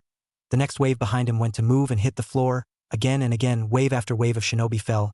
Naruto didn't even seem to have moved as the shinobi fell one after another. Within a minute, every single shinobi that was set to challenge Naruto was on the floor unconscious. I trust I've proven my power, said Naruto. The Raikage scowled at him. Then he clicked his fingers. 1 ANBU landed behind Gaara and another behind Yujito. Submit or I'll kill them both, said the Raikage. Naruto scowled at him. Then suddenly appeared right in front of him and another appeared behind the ANBU behind Yujito. You are unfit to lead, you sacrifice your own people for your own ends. I will serve you justice, said Naruto. Then the Naruto behind the ANBU had one of his wakizashi through the head of the ANBU. The ANBU behind Gaara immediately tried to attack him only to be blocked and then consumed and crushed by a wall of sand. Then in a single fluid motion Naruto drew one of his wakizashi, removed the Raikage's head and spun to face away from him faster than any there could see. The Council of Kumo came out from one of the doors and one stepped forward to speak. Thank you for ridding us of that tyrant. Could you stay a few more days and take charge of the village till we can find a suitable new Kage? He asked. I cannot, however I'm sure that you will be able to find a suitable Kage if the peace treaty I have with me is signed. And since you have no Kage it will require the signatures of every member of your council, replied Naruto, flicking his sword to remove the small amount of blood on it and then sheathing it. What does the treaty entail? Asked another council member. It entails 4 primary things: a mutual agreement of peace and aid between Konoha and Kumo, meaning if either were to be attacked the other would come to their aid. It requires a similar treaty to be arranged with Suna and signed within 3 months. A complete, unrestricted sharing of military information between Konoha and Kumo, and finally a law must be passed in Kumo to protect any Jinchuriki that states they are to be recognized as heroes. The law must carry a penalty for any that break this. Law of death. The exception will be made whereby any Jinchuriki that has committed a crime must have a trial with a minimum of a 10-person jury in which half are supports of the Jinchuriki and can only be convicted with a unanimous verdict. These terms are non-negotiable. There are several other terms, but I have authorization to negotiate these terms where needed. I have one more term that I myself would like to request, said Naruto. And what might that be? Asked the first council member. That Yujito ni become the Kumo representative for Konoha, replied Naruto. Some of the council members scoffed, muttering about it be preposterous and how they couldn't let the demon leave the village. Naruto raised an eyebrow. By those mutterings I take it that Kumo does not want this treaty in the slightest, as some of you are already breaking a law that must be put in place before the treaty will become valid, Naruto stated bluntly. Quickly the murmurings stopped. No, the treaty is very much wanted. If you would please follow us, we shall draft the law now and bring it in with immediate effect and make the announcement as soon as you have approved the law, said the first council member, walking off. 3 hours later, the last council member signed the treaty, and after a little persuasion from Naruto by saying that if they made Yujito the representative to Konoha, it would give further proof that she was being treated as a hero. After all, what better representative than a village hero? Yujito then spent the rest of the day showing Naruto and Gaara around the village and talking to them about how it had been for each of them growing up. After a while, it was decided that Yujito had had it the worst.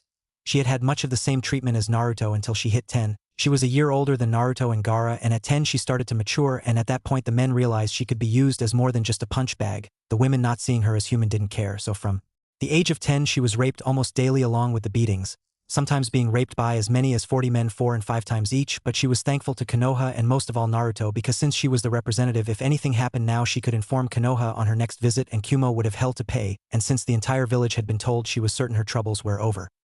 Later that evening, Yujito and Naruto sat atop the Raikage Tower. They had been chatting for around an hour about nothing in particular, mostly about what Konoha and Kumo were like, when Yujito finally asked the question that she'd spent the entire time trying to find the courage to ask. "What would you say about going out with me?" she asked. "Sorry, no can do. I'm already engaged to someone I love very much," replied Naruto. Yujito looked downcast. "What about Gaara?" she asked, hoping she might be able to get him. He seemed pleasant enough, if a little quiet. "I doubt it. He's quite taken with my cousin and she him. I'm quite certain that the moment we get back he'll be hooking up with her," he replied. Again Yujito looked downcast. "It's really hard to find someone who sees me for me and not forelegs," she said. Naruto couldn't help but laugh. "What's so funny?" she asked, thinking he was laughing at her. "Sorry, it's just I realized the only people that ever disrespect demons are the Jinchuriki they get sealed in. I used to call Akihito the furball, you call Hekigan forelegs, and Gaara usually refers to Shikaku as the ass bandit. Most people wouldn't dream of insulting the demons, and yet the ones that you'd think would probably have most to fear from them, the Jinchuriki, always insult them," he said, smiling. Yujito couldn't help but smile. He made a good point. The next morning Naruto decided he wanted to get a few gifts for Hinata, and so he, Yujito, and Gaara started to go round the shops of Kumo. For the most part Gaara remained silent and appeared to be deep in thought, since he usually had to be asked a question twice before he would answer. After a couple of hours going round the shops, Gaara finally decided to ask the question Naruto knew had been coming and was waiting for. In fact, he'd found the answer about an hour ago, but still had to wait for Gaara to ask the question. "Naruto, would you help me find a suitable gift for Utsuri, please?" he asked. Naruto simply smiled and started looking through the bags he already had. "I was wondering how much longer I was going to have to wait for you to ask," he said, finally finding what he was looking for, pulling a small black box out of the bag his hand was in. He then passed the box to Gaara, who looked at it quizzically before asking in a bemused tone. "What is this?" Naruto smiled. "Why don't you open it and have a look?" he asked. Gaara looked at it again before carefully lifting the lid of the box. Within it were 2 necklaces, each with a pendant of half the kanji for Ichi, one in Japanese for those that don't know. "What does it mean?" he asked, still very confused. Naruto smiled. Gaara was still very unsure when it came to things like this, but it would come to him in time. 2 halves of 1 whole, it means you are together, and the only person that can complete you is the person that has the other half of the necklace, he explained. Gaara's face seemed to light up as the explanation hit home. He then bowed deeply. "Thank you so much, Naruto," he said. "No problem, what are friends for?" He said it as a statement rather than a question, and it was one of those that Gaara understood. The trio continued shopping for another hour before getting lunch, which consisted of a table full of local delicacies which Naruto insisted on paying for, and it was easily established that being a Jinchuriki or former Jinchuriki gave you a much bigger appetite, as Yujito easily ate as much as the boys. As it grew closer to evening, the 3 of them packed their things into scrolls and departed from Kumo. The council having decided that in order to give them time to ensure the law would be properly enforced, it would be best for Yujito to make her first official visit to Konoha immediately, as well as going from there to Suna to begin making the arrangements to form a treaty with them. They left Kumo a little before dusk and arrived to meet Jiraiya at dusk. "Is that Jiraiya of the Sannin?" asked Yujito as they got close enough for her to see him. "Yep, that's Erosenin, the self-proclaimed super pervert and writer of the Ikaraika series of perverted books," replied Naruto. Yujito was shocked.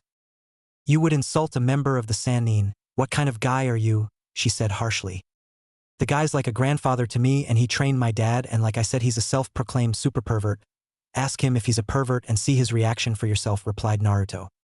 5 minutes later they reached him and Naruto decided to prove the point that Jiraiya was a super pervert. Hey Ero Sennin, Yujito here doesn't believe you're a pervert, said Naruto. And she shouldn't, said Jiraiya holding his chin. Yujito smiled and I went smile at Naruto before Jiraiya continued. Because I'm not just any pervert, I'm a super pervert, said Jiraiya striking a pose that he obliviously thought was dramatic but just caused the three kids to sweat drop, along with Yujito's jaw hitting the floor from his outright admission of the fact.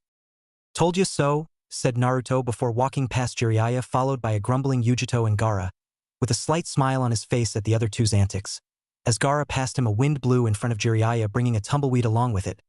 After about a minute of just standing there, Jiraiya got out of the pose and quickly caught up with them as they started their trip back to Konoha. Over the course of the next 2 years, Minato began training Naruto to be the next Hokage.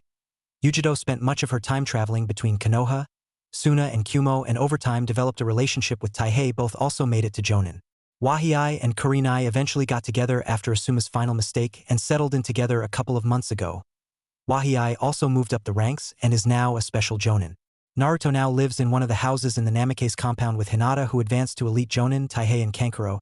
Now Chunin awaiting the next Jonin exam, share another house in Gaara, Elite Jonin and heading for being the second Jokyu Jonin, and Atsuri, now Jonin and trying to decide which way to go for her next promotion, live in another. Sasuke and Temari live together in the Uchiha compound, both now at Jonin. On this morning, Naruto and Hinata were awoken by a loud knocking on their front door. Naruto dragged himself out of bed slung on a black t-shirt and a pair of navy blue cotton trousers and trudged downstairs to answer it and opened it to see an ANBU on the other side. Master Naruto, the Hokage has sent me to get you. He said that it's of the utmost importance and to be there as soon as possible. Battle ready, said the ANBU. Naruto was instantly alert. He knew that it would take the ANBU at least 3 minutes to cross the village to the Hokage Tower, even if he used the teleport to jump in stages, since the Namikaze compound was on the limits of Konoha. Give me 2 minutes to get changed and wake Hinata. It will only take us a moment to get there, he said before turning and heading back into the house. Go and sit in the front room while you wait, he said as he walked away, motioning to the front room. The ANBU moved in and sat down on the settee. The door was in the corner on the room. On its left was the front window. Moving round to the left was the wall that the settee was backed onto. The next wall was more like 2 pillars and a beam across the top with 2 double doors leading through to the dining area. The final wall, which the door itself was on, had 2 single-seat armchairs at either end and a poster of the Konoha leaf hanging from it. 2 minutes later, Naruto came back down with Hinata, who'd kept her hair cut to keep it out the way, in tow. Both were dressed in their steel-like clothing, Hinata's bearing the image of a pearl and Naruto's that of a 4-tailed fox. Both had grown by about 1.5 feet over the 2 years. Naruto's skill with his wakizashi had increased tenfold, and 6 months ago, he'd had a set custom made, each with a fox as the hilt, with the head as the pommel, with small red rubies for the eyes. The hilt and pommel in black, then merging into the tsuba in the form of 9 interwoven tails with deep crimson sheaths. Hinata's owari had lengthened so that it still stood at the same height as she did, and she had almost mastered it. Right, let's go then, said Naruto. The ANBU walked up and Naruto placed his hand on his shoulder, then grabbed Hinata's hand. In a flash of yellow they were gone. They appeared in the Hokage's office to find Gaara, Atsuri, Wahei, Kurenai, Sasuke, Temari, Taihei and Yujito waiting for him, along with Jiraiya and his father. He glanced over each of them, taking in their appearances. They'd all changed quite a bit over the past 2 years, and many had taken to adding Naruto's 4-tailed fox symbol to their clothing, showing them as part of his team. First was Gaara on the far left, his hair now dyed a dark brown. He wore slightly longer and was now straight, and the kanji for love now on his right cheek in black, surrounded by a circle. A long crimson jacket that went down to just above his ankles with the Konoha leaf emblazoned all over it in sand yellow. Beneath that was a pair of black loose-fitting trousers. It was fastened up so his top couldn't be seen. On top of it was a light gray vest that was only over his left shoulder that had several pockets on the left breast for scrolls and kunai, above which was the image of Naruto's symbol, a 4-tailed fox, and a pouch on the right side above the hip to hold shuriken and other items, and finally black shinobi sandals on his feet and his forehead protector around his left arm. Standing next to him on his left was Atsuri. She wore her long red hair straight and it now reached to her mid-back. She wore clothing very much like Gaara's, with a long crimson jacket, but her trousers were a light blue, her sandals were light gray, and the vest went over her right shoulder and was black instead of gray, again with the 4-tailed fox on the shoulder. On her right cheek was the symbol for sand. To those that knew them, the circle around Gaara's kanji was to signify the meaning of Atsuri's name, harmony, and Atsuris, sand, represented Gaara, showing that they were together. Her forehead protector was wrapped around her right arm. Wahii was next, his grayish-blue hair cut short and spiked like Naruto's. His top was a plain black sleeveless t-shirt. His loose-fitting trousers were black but with the image of a single red eye on the left thigh and a four-tailed fox on his right with black bandages around the ankles. His sandals were also black and his waist was lined with black pouches containing his equipment and his forehead protector was around his forehead but twisted round to the left. Kurenai stood next to him, her outfit almost identical to her old one except completely black bar, the image of a brown eye and a white five-sided star on her right breast, and the addition of a black weapons pouch on each hip, and the only member of the Konoha group besides Hinata not bearing the four-tailed fox somewhere on her uniform with her forehead protector around her forehead facing the front. Sasuke had kept the outfit he'd used for the Chunin exams including the position of his forehead protector but now under the Uchiha fan emblazoned on his back were the four-tailed fox and the kanji for dust tornado, signifying his link to the wind mistress formerly of Suna that stood next to him. Temari now wore an outfit very similar to Sasuke's own, colored navy blue with long trousers instead of shorts. On her back was the image of a fan to those of Konoha. It showed she was with the Uchiha as they had agreed that her wearing the Uchiha symbol would be too dangerous for either of them, and below it was the four-tailed fox. Her forehead protector rested around her neck. Taihei was the last of the Konoha team and his face was now clean-shaven with his hair cut back to the same length as Hinata's. He wore a gray t-shirt with the four-tailed fox on his sleeves, and across the chest was a line of pockets for kunai and scrolls above which on his left shoulder was a two-tailed yellow cat. On each hip of his gray trousers were shuriken holders. The trousers themselves were held to his ankles by red bandages and green shinobi sandals adorned his feet. His forehead protector lay around his waist. The final member of the group was Yujito, whose long blonde hair now reached to her ass and was tied in a single ponytail. Over her head was a black bandana with her Kumo forehead protector over the top and her hair coming out the gap. Her outfit was almost identical to Taihei's, but instead of the foxes she had two-tailed cats, and where the cat sat on Taihei was an orange five-sided star. "You may leave," said Minato to the ANBU, who promptly bowed and disappeared. Minato now wore the Hokage robes, but still refused to wear the hat, instead opting for a bandana with Naruto's fox on it. "Why have you assembled us, Dad?" asked Naruto as the last of the smoke cleared from the ANBU's exit. "Akatsuki," was Minato's reply. Over the course of the next 3 hours, Minato detailed the information that Jiraiya had given him and what he wanted them to do. "So the plan is that we leave in 2 teams. Gaara will lead one team consisting of Utsuri, Sasuke, Temari, Taihei, and Yujito, and I will lead the other team of Hinata, Wahii, and Kurenai. We head to this location between fire, wind, and water countries," Naruto said, pointing to a point on the map laid out on the table in front of him with his left hand. To his left was Minato, then Jiraiya, Gaara, Utsuri, Sasuke, Temari, Taihei, Yujito, Wahii, Kurenai, and finally Hinata was standing on his right, her hand firmly interwoven with his own. "Myself, Hinata, Kurenai, and Wahii are the advanced team. We move in and strike first. We hit them hard before they know we're coming, then Gaara will lead in the second team and they'll strike while we have them occupied. Once everyone is there, each of us will have our own opponent.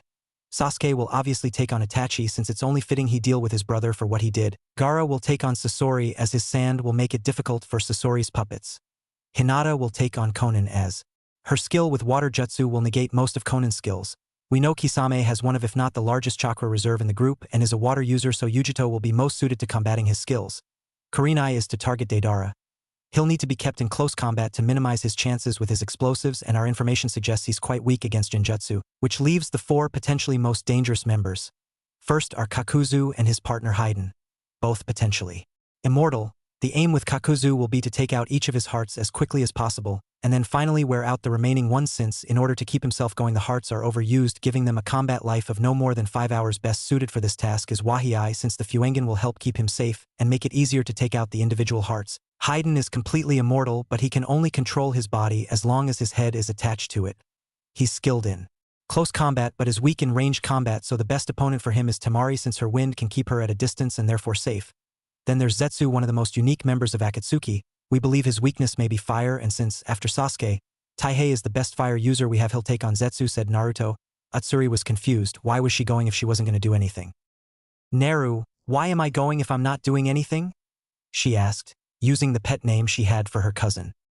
"There is one other person in the group, though he's not one of the main members of Akatsuki. Tobi Gaimai, we aren't entirely sure, but we suspect that his name may be false.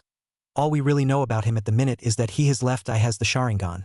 As he was explaining this, Kakashi walked through the door. "Did you say he had a Sharingan left eye?" he asked a little worriedly. "Yes, why?" asked Naruto. Kakashi reached up and pulled up his forehead protector. Then I think it may be Obito. Something always told me he had survived, but I could never be sure. Think about it, Obito. Oh, Toby, but that's too obvious. Take off the O and you get Toby. I want on this mission to find out for sure. Please, Minato-sensei, he said frantically. Minato and Naruto looked at each other for a moment before turning back to Kakashi. All right, Kakashi, you will take on Toby. Establish if he is Obito or not and proceed according to what you find out. If he is Obito, see if you can get him to return to the village. If he won't, you may bring him back by force, but if it's not him or you can't be sure, you must kill him, understood? Said Minato. Yes, Lord Hokage, replied Kakashi, using Minato's title to show his understanding that this was an order and one that must be obeyed regardless of personal feelings. So where does that leave me now? Asked Utsuri. Back up? At first we hadn't given it any thought, but I just realized that Toby is likely not the only person waiting in the wings of Akatsuki for a ring and their chance to become a full member, and I will have my hands full dealing with pain, explained Naruto. Very well then, now that that has been decided, prepare yourselves. You leave at midnight. Dismissed, said Minato, and with that the group left the room. Meanwhile in Rice County, in a small dark room, with walls the color of dried mud and a single candle flickering next to the dark gray steel door in front of which stood a man wearing a black cloak with red clouds on it, his face was covered with an orange mask that swirled in an anti-clockwise direction. There was no opening for an eye on the right side of the mask, and the one that showed through the left side displayed a 3-tome Sharingan. Madara Uchiha, or should I say Obito Uchiha, to what do I owe the honor? Came a voice that didn't sound entirely human from the darkest part of the room. So, Orochimaru, not that it is important, I have an offer you may be interested in. My cousin Sasuke, if you return to Akatsuki. I have reason to believe Konoha plans to launch an attack. With an extra member in our team, we should be able to defeat them, and once defeated you will gain Sasuke to use however you wish to. Is that acceptable to you? Asked the masked man. Orochimaru stepped out of the shadows of the room and took on a thinking pose. You certainly have an interesting offer. After all, Itachi's Mangekyo Sharingan is causing him to go blind, and the only other way is to take both you and your old teammate Hatake out, but still I have a feeling there is something you're not telling me, replied the snake Sannin. There is a possibility that Sasuke's Sharingan is at a level even higher than Itachi's. If my knowledge of this third stage is correct, there is a possibility that it becomes attached to the mind of the user, only activating for their mind. If this is the case, then even your technique would not permit you to acquire his Sharingan at all. However, it may just be that it wouldn't work if it was at that level, or it may not be the case at all.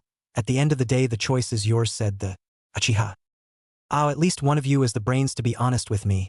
I think it will be a risk worth taking after all. Since the Kyuubi brat is still alive, it shouldn't be a problem for him to increase the Sharingan to its fullest potential, said Orochimaru. His voice tinged with sadistic humor. Very well, then I shall assist the Akatsuki one last time, and as long as I get Sasuke, I shall return the ring when I leave this time. Thank you for your cooperation, Orochimaru, said the Uchiha before turning and walking away. Midnight in Konoha. A group of 10 shinobi slipped out of the gates and off into the night. They traveled to their destination over the course of the next 4 days. They arrived 2 hours away from the base early in the evening and set up camp to rest and prepare for the next day. So the first group will travel in a single line. Kakashi will take point, followed by Wahiai, then Kurenai, Hinata, and I will bring up the rear. The second group will leave 2 minutes after the first and will travel in a triangle formation with Gaara leading. Then Sasuke behind to the left and Temari behind to the right. Behind Temari will be Taihei with Yujito behind Sasuke, and Utsuri will be in the center. They will arrive and fan out to attack their respective targets. Assuming everything goes roughly according to plan, the fight should last around 20 minutes from the arrival of the advanced team to the final member falling, said Naruto, getting nods all round in agreement. At 6 a.m. the next morning, the group was standing around checking through gear. Naruto had his twin wakizashi strapped to his lower back and a set of plain black katana strapped over his shoulders in AX pattern. He wore his black battle clothes that bore the 4-tailed fox. Hinata was dressed in a similar fashion with Owari strapped over her left shoulder. She also wore the battle outfit, but hers now bore the pearl on the back and a 4-tailed fox on the left breast over her heart. The rest wore their normal clothing with the exception of Gaara, whose gourd had shifted to a vertical position and been moved over to one side, whilst a second was added on the other side to give him a greater capacity. After each had finalized their preparations and were ready, the 2 teams assembled into their respective groups and formations, and the first team moved off. They moved through the forest swiftly and silently, heading towards the base. They arrived in front of the base at 10 minutes past 8 and stopped. Dawn was just beginning, and as if in premonition of what was about to begin, the sky was lit not in its normal hues of oranges and light reds with purple and violet, but in a crimson red eerily reminiscent of the blood that would soon be spilled. They could see a large stone rolled to the side of the door, which could only mean one thing. Akatsuki knew they were coming and were ready for them. With a silent nod, the group launched off the side of the cliff they were standing, moving into their single line and order as they did, over the river and into the cave. They each locked onto their opponents and charged at them, the rest of Akatsuki moving aside to await their own opponents. Naruto also took note of Orochimaru hiding in the shadows. At the back, he knew it would be though for her, but Utsuri would have to take him on. Naruto's battle with pain was hard. As Naruto tried to launch his first attack, he had to quickly move and dodge a second pain. He was immediately on the defensive as one pain after another launched their attacks, his only saving grace being the Fuengen's 360-degree vision, allowing him to track and avoid each pain and their attacks. He watched carefully, dodging a punch, then a kick, another punch and another, then a kick, then an opening. Quickly he span up a Rasengan and launched it at the largest pain, who just absorbed it. Naruto quickly weighed this up as he went back on the defensive. Okay, so that one seems able to absorb chakra. I remember reading in the report that one of them seemed able to absorb all kinds of ninjutsu as their defense, so that must be the one, and it's likely that I'll either only get opportunities to attack that one or it'll get in the way of an attack launched at any of the others. He's careful too. Never do they all look at me at the same time. Probably to make sure I can't use Keiki no him. Clever. I know I've got at least one other trick up my sleeve. Probably more if I could just get into Kyuubi's memories and pull a couple from there, which isn't easy in the middle of combat. Got it, he thought quickly. He gathered up chakra. Ritai Bushin Jutsu, he said as two more Naruto appeared on the outside of the circle the pains had created around him. Soon it was almost an all-out brawl as the two new Narutos were immediately attacked but failed to disperse and then began launching their own attacks. Shortly after that, the first pain fell. As his body hit the floor, the second team appeared through the open mouth of the cave. Meanwhile, Kakashi had been having his own problems fighting against Tobi. Despite only having one eye just like Kakashi, Tobi was very definitely an Uchiha, as while Kakashi took the first 3 minutes trying to gather the chakra needed to transform his Sharingan into Mangekyo Sharingan. Whilst fighting with Taijutsu and a kunai, Tobi merely waited till Kakashi's eye transformed before switching his own to the Mangekyo. His also took on the same shape as Kakashi's, which just added weight to Kakashi's. Thoughts that it was a Bito. So you're definitely an Uchiha, with that Taijutsu style, and if I'm right, you are in fact a Bito Uchiha, he said between strikes. Indeed, I am Kakashi. Knew I shouldn't have used the name Tobi, but it's too late to change now. So tell me, was that all you came here for, or is there another reason? Replied Obito, bouncing between strikes before locking kunai with Kakashi. I want to know how you escaped, and why you are with Akatsuki. Replied Kakashi, jumping back only to come in again. Obito took the opportunity to remove his mask, showing the left side of his face to be horribly disfigured down the left side. In truth, I'm not entirely sure how I survived. I think the gender challenge snake had something to do with it, and I joined Akatsuki to rid the world of the Biju and the accursed Jinchuriki that represent them, replied the Uchiha as they repeated the process. Does that include Naruto, Gaara, and Yujito? Asked Kakashi, backing off as the second group arrived and began their own fights. But of course, they are Jinchuriki after all, replied Obito. Think again, Obito. Tell, how many kinds of yukai can you sense around us? Asked Kakashi. I can sense 2. Why? Replied the Uchiha. Kakashi smirked. Look around, all 3 of the people I mentioned are here, yet you only sense 2 kinds of yukai. Now think about who is fighting who and where you can feel the yukai from, said Kakashi, the smirk still on his face. Okay then, I can sense some coming from Gaara, who's fighting Sasori, and some from the direction Kisame, who appears to be fighting Yujito, and I can't see Naruto anywhere, replied Obito. Look over at who Pain is fighting then, said Kakashi, pointing to where the remaining 5 bodies of the Akatsuki second in command were fighting. Obito looked round to see 3 Narutos going head-to-head with the 5 Pains. How can he be matching him without using the Kyuubi's chakra? Asked the Uchiha in awe.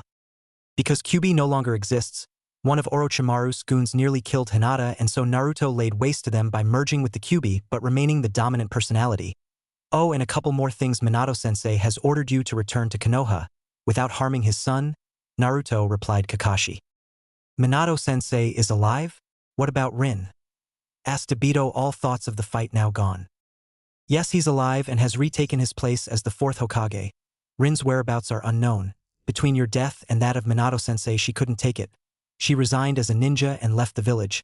The 3rd arranged for her to leave after a psychological evaluation showed that she would be unwilling to become a ninja at all, never mind for another village, but I'm sure if you were to return to Konoha, Minato-sensei would let us search for her. Hell, he may even help us, said Kakashi. And what about my face? I can't return to Konoha looking like this, said Obito. Kakashi laughed.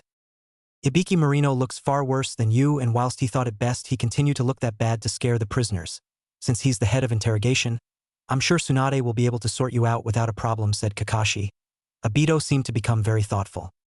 I'm going to have to think this over. Go and help Sensei's son, said Obito carefully. Again Kakashi laughed. Not a chance I'm going near that fight. Naruto makes Sensei seem like a weakling. Besides, it's better we keep up the appearance of fighting for now. We'll just have that sparring match we were going to have the day we left for the mission, he said. Obito smiled and they were once again locked in combat. Hinata was faring exceptionally well against Konan. After creating 2 clones to continually bombard her with water jutsu while she attacked head-on, and after so many years of being able to rely on her origami jutsu, Konan had let her taijutsu and kunai skills slip and was now suffering for it, already sporting several minor cuts as well as one particularly nasty one across her stomach, and by the time the second group arrived was almost completely drained. Deidara was having a lot of trouble against Kurenai, her skill with genjutsu allowing her to create up to 4 mid-level illusions on top of each other without even using her hands. Then she would close in, and by the time he had broken the final illusion she would be in front of him and force him into hand-to-hand combat. By the time the second squad arrived she had already rendered one of his hands useless and was starting to trap him in stronger illusions. Wahii was struggling quite a bit against Kakuzu. He had managed to remove one of his hearts by spinning quickly and launching a kunai through it, but after his initial success Kakuzu had been careful to keep them on the move and always attack with 2 of them at once. The arrival of the second team had been enough of a distraction to allow Wahii to take out a second heart by using his signature jutsu, a powerful lightning attack which emanated from his body for about 3 feet and lasted for about a minute. That would paralyze a normal human, but instead it was fired directly at the water element heart, having no effect on the others, one being the earth and the other being lightning, but he did force the lightning to near failure by quickly grabbing it and launching it at a wall, forcing Kakuzu to return it to his body. He was now in his earth defense, but with the severe reduction in speed it left him wide open to jutsu which were rapidly chipping away at his defense. "Itachi!" shouted Sasuke as he burst into the cave and charged straight for his older brother. He landed in front of him with his 3-tome Sharingan spinning like a top and a hard glare leveled at the elder Uchiha. Itachi just stood with his eyes closed. "So Sasuke, you think you can take me without using the Mangekyo Sharingan? You must either be very confident or very overconfident," he said, opening his eyes and instantly trying to use Tsukuyomi on Sasuke. The world turned black but didn't change to the Uchiha compound as he had planned. Then he heard Sasuke's voice coming from every direction. "This is the power of the Kajigan. From here we could try having a battle of the minds, but you could never win. I have too much to live for to lose to you.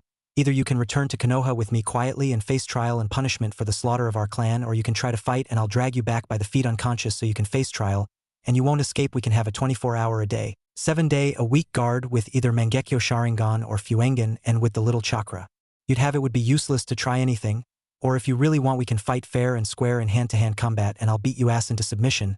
What do you say?" Itachi closed his eyes and smirked. "Well, I'm obviously no match for this power, so I might as well take you on head-to-head in hand-to-hand combat," said the elder Uchiha. Instantly he was back in the cave staring Sasuke straight in the eyes, and now he saw the difference in the new eyes. The tomes once like comas now looked like circles, and where once there were 3 now there were 4 connected at the top and bottom with gold rings. "So brother," Sasuke's voice was laced in sarcasm, "you really think that you can match me in hand-to-hand combat?" He finished as he dropped into a stance not from the Uchiha's own taijutsu style. Itachi gave no reply as he slipped into the Uchiha-style taijutsu stance, and in a flurry their limbs launched into blocks and attacks. Temari swiftly headed for Haiden, knowing full well the need to keep her distance and use her range as her primary weapon. As soon as she got within range, she launched her first attack, firing a powerful blast of wind laced with chakra blades at her opponent. The first blast immediately removed his left arm. He smiled, squatted down, and picking up his severed limb he placed it back on its rightful spot where it instantly healed. "This is going to be fun," he said as he ran at her, intent on trying to bring the fight into close quarters. Temari had other ideas as she deftly moved backwards, launching blast after blast of wind, continually slowing him down either by the sheer force of the blasts or from the time he had to spend reattaching one of his limbs. As she led the Akatsuki member on a merry dance, she began formulating a plan to take him out as quickly as possible. He had apparently planned ahead, as well as a thick steel collar was secured around his neck, making it impossible to easily sever his head from his body. "I'm glad you didn't keep me waiting. I hate to wait," said the squat form of Sasori as he trundled up to Gaara, whose face remained expressionless. "I also understand you don't like to keep people waiting, and I'm waiting for you to make the first move," replied Gaara monotonously. "My apologies," said Sasori as he quickly launched several kunai from his sleeve. Gaara's sand immediately reacted and moved up to guard its master, catching the kunai in a defensive wall before forming a hand around the handle of each kunai and launching them right back at Sasori, who soon shed his cloak to reveal his body as being that of a puppet. Gaara quickly analyzed the situation and formulated his plan. As he began using the majority of his sand to either launch test attacks or block Sasori's attacks, He started pooling a quantity of sand into a single area and trying to slow move Sasori to that area without making it seem obvious that he was. By sheer chance, rather than Gaara's good management, Sasori landed on the sand at the same moment. Enough had pooled their. Gaara's command was instant and devastating.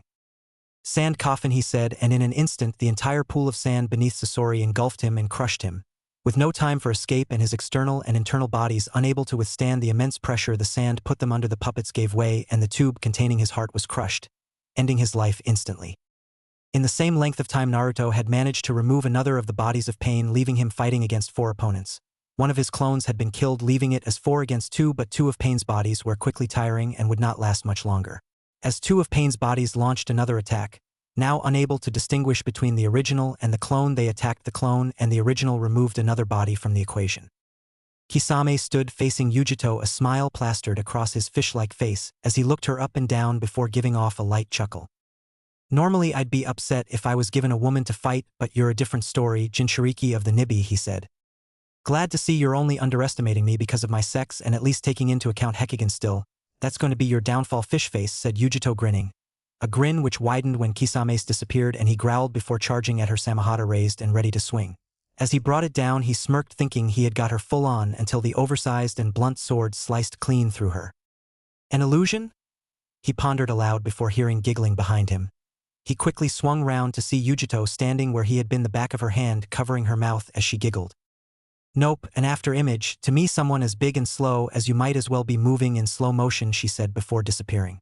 A moment later, Kisame felt a hand on his chest. Looking down, his eyes widened as he saw Yujito now standing in front of him with her arm outstretched and her hand placed on his chest over his heart. I just love shocking people, she said, giggling at her own joke as an electric current flowed down her arm, through Kisame's heart and down to the ground, stopping his heart and killing him instantly. Yujito sighed as she kicked the now lifeless body of Kisame. She then picked up the Samahata and felt it pulse as it accepted her as its new master for killing its old. Taihei had not fared quite so well. Zetsu was not as susceptible to fire as they had expected, and even with the vision of the Fuengen he was struggling. He had switched to infrared vision in the hope of seeing the tentacles that Zetsu kept launching at him from underground, but it seemed that his body temperature was the same as that of the surrounding ground, giving him only hints of their whereabouts as they moved through the soil, when they moved through a patch of soil that was warmer or colder than they were. This dance of both opponents trying to dodge and attack the other continued for quite a while. Utsuri stood back trying to look for an opponent to fight. In truth, she'd never really enjoyed fighting and was hoping that she wouldn't have an opponent to deal with. Suddenly she felt something wrap around her arms and legs and stop her moving. She heard the snake-like laughter coming from behind her. Activating her Fuengen, she saw Orochimaru standing behind her, his outstretched and elongated arms wrapped around her. I wonder how quickly Naruto will surrender when he sees I have his cousin. After all, his body is far more worthy than that of Sasuke's. All the power and knowledge of the Kyuubi and the original version of both the Sharingan and the Byakugan, said Orochimaru. As he finished, Utsuri noticed Gaara looking her way, the pool of blood and pile of wood nearby, all that remained of Sasori of the red sand. Gaara's eyes burned with rage as he saw the way the pedophilic homosexual Sannin was holding his beloved Utsuri, the one to bring harmony to his previously turbulent life. The rage burned at him, but overriding that was his love for her. She was in danger and he was not going to leave her like that. In a flash, Gaara was between Orochimaru and Utsuri. Orochimaru's now cut arms fell from Utsuri to the floor and back down to Orochimaru's sides. Chakra and sand swirled around Gaara as he stared straight at Orochimaru. Oh shit, another berserk Jinchuriki, thought Orochimaru as he turned to run, only to find his path blocked by a wall of sand. He then tried to sink into the ground, but as the ground reached his knees he found he could go no further. He turned back to Gaara as the sand closed behind him and above their heads. Then Gaara spoke. His voice was not its normal monotone, but instead it sounded almost encased in hatred. No bloodlust or madness, just hatred as it reverberated off the sand walls around them. You will never hurt anyone else again. Orochimaru got a short glimpse of Gaara as the sand melded around him before it sealed up and closed in around him, forcing him up out of the ground and pushing down on him from above. From the outside, the sand shrank into a smaller and smaller sphere before blood poured out of the bottom of it as it suddenly constricted completely around the snake Sannin before Gaara turned to Utsuri, smiled and then fell limply into her arms, mentally exhausted. Naruto was still struggling against the remaining 2 bodies. He'd quickly dealt with the body that was failing, but at the same time the other 2 had removed his remaining clone. It was not an easy fight for the blonde. The 2 bodies seemed to have almost as much chakra and energy as they did when they started. He was glad that he'd managed to take out the ninjutsu absorbing body, as that was now making his life a lot easier. Wahei was starting to gain ground. Kakuzu's defense was almost completely destroyed, and he was down to his last heart. Wahei had managed to take out a second heart, which forced Kakuzu to relaunch the failing heart. Not that it lasted long, and with only one left trying to attack effectively with his defense slowing him down so much, and it didn't take long for Wahei to destroy the last mobile heart before starting to use fire jutsu to heat the earth defense to the point of being completely solid, and then quickly following it up with water jutsu to cool it off and cause it to become brittle and start to crack and break. Then he started launching chakra-enhanced punches and kicks to finish breaking the earth defense. Sasuke and Itachi appeared to be evenly matched at a glance, but with a closer look it was apparent that the younger brother was barely warmed up while the elder was starting to feel the effects of fatigue. Itachi remained stationary waiting for Sasuke to make the next move, but when he did it surprised him greatly. Sasuke swiftly lifted his hand to his mouth and inhaled before letting out a stream of black fire. Itachi quickly went through the hand seals and exhaled his own Amaterasu to match Sasuke's. The two streams of black flames battled for supremacy before Itachi had to quickly jump away as Sasuke's overpowered his own and came at him. He almost managed to move completely clear, but the side of the flames scorched his right arm and burned it clean off. As I said before, Itachi, you are no match for me, and now without an arm you're at your limit. Your chakra is low, you're suffering from exhaustion and now blood loss. I've only just reached half me chakra and I've hardly expended any energy, and even if by some chance you manage to win you'll never make it out. Most of my comrades are winning. Some have already won, and those that are struggling will soon have aid. Even your mighty leader Pain is falling. He only has 2 of his 6 bodies left, and Naruto has plenty of energy left. More than all 6 Pains had to begin with. Just give up, said Sasuke. Itachi quickly thought over his options and glanced around the room. As Sasuke had said, many were dead or losing fast. Kisame, Sasori and Orochimaru had already died. Konan, Kakuzu and Pain were losing badly. Obito seemed to be about even with Kakashi. In fact, the only one that looked like they might win was Zetsu. Zetsu was in fact beating Taihei badly. His larger frame was slower than Zetsu's, and with the difficulty he was having in seeing the tentacles coming at him, he had taken several nasty injuries, including a relatively deep cut that ran from just below his left shoulder to just above the bottom of his ribs on his right. As he quickly jumped back to avoid the tentacle coming straight at him, another rose up behind him and wrapped itself around his neck. As it slowly began to choke the life from him, 2 more shot at him. As he went for kunai to try and cut himself free, they wrapped around his arms and pulling them apart they dislocated them. At the same time, Taihei's arms were dislocated. Yujito turned to see him, and watching him struggle to breathe caused her to see red. In an instant Yujito was standing behind Zetsu, and with an electricity-charged punch, she sent him through the Uchiha brothers' battle and straight into a wall. Both Sasuke and Itachi stopped and looked in the direction that Zetsu had flown. Then, as they turned back, their Sharingan caught sight of Yujito moving at speeds neither could match straight for Zetsu. They looked at each other, Itachi with a questioning look in his eyes. Sasuke just shrugged in reply.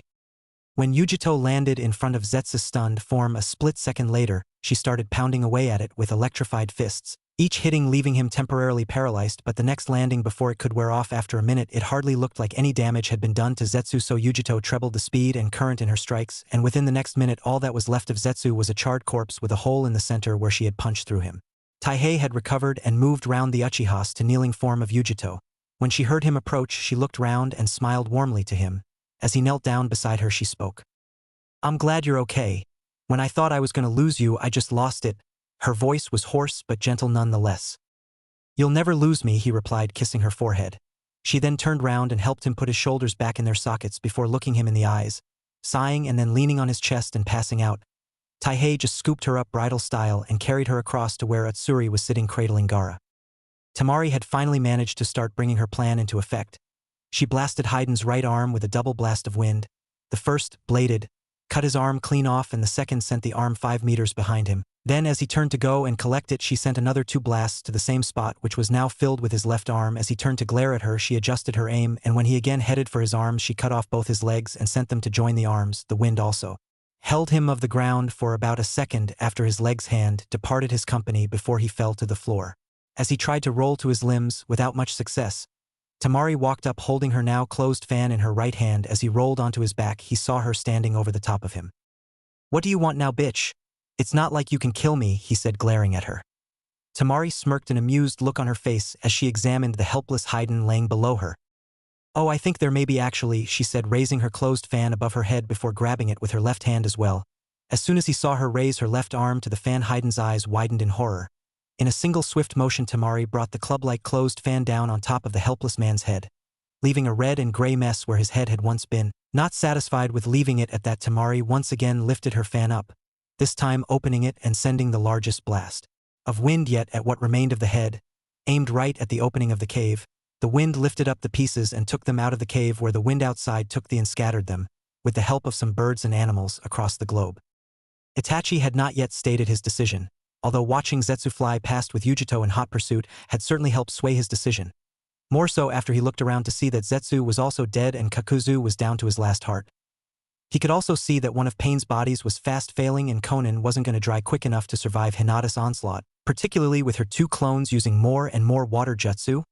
Deidara initially appeared to be on par with Kurenai, until Itachi noticed that he was in fact trapped in several layers of genjutsu and struggling to escape them. Very well, you win. I can't beat you, and even if I could I would be no match for your comrades in my state, said Itachi, dropping his head in defeat. Smart move, but tell me one thing. I know that the clan suspected you of killing Shursui, but they had no proof, and since you already had the Mangekyo Sharingan, why the need to kill them all? Asked Sasuke. In truth, there are two reasons for that. The first is that I would have no chance to take your eyes, which would be needed to prevent me from going blind, but the second was more the reason than your eyes. I had a feeling I may be able to find another way to save my eyesight after I heard how Kakashi acquired his Sharingan eye, but the clan had grown arrogant, and whilst pleasant to any with the name Uchiha, once they spoke to someone outside of the clan they were as arrogant and unpleasant as the Hyuga. I suppose Hinata is very much the Hyuga version of Obito, kind, caring and pleasant to all regardless of who they are, and Naruto. I understand you think of him as a brother, which is good. With the QB within him, it gave you an increased benchmark to aim for. Someone who, whilst pretty useless at paperwork, was a highly skilled shinobi, and could disappear even while wearing orange, but his greatest skill was his ability to change people. You would always be chasing after him to grow stronger and avenge the clan, but he stopped you becoming consumed by rage. I realized too late that it was my mistake to have you become so filled with rage, replied Itachi, his voice switching from its usual monotone at the start to a slightly happier tone at the end. Sasuke then walked up and placed chakra-absorbing cuffs around Itachi's ankles before turning and looking round the room. Only Pain, Konan, Kakuzu, and Deidara were yet to fall, but that would soon change. Hinata had been wearing Konan down to the point she was at now, covered in cuts, running low on chakra and energy. In fact, she was now on one knee feeling the effects of exhaustion, chakra and exhaustion and blood loss. None of her cuts had even begun to heal because of the water that was continuously being poured over her by Hinata's clones to prevent her using her jutsus. Slowly Hinata walked up to the kneeling form of Konan, and in a single swift motion removed Owari from her back and sliced Konan's head from her shoulders. The next to fall was one of Pain's bodies, Naruto deftly pulling out one of his wakizashi and eliminating the body in the same manner as Hinata had taken care of Konan. By removing his head from his torso, the remaining Pain quickly pulled out a kunai and started to parry and block the onslaught of strikes that followed. Kakuzu was nearly beaten, and he knew it. He also knew there was no point in trying to seek refuge in Konoha.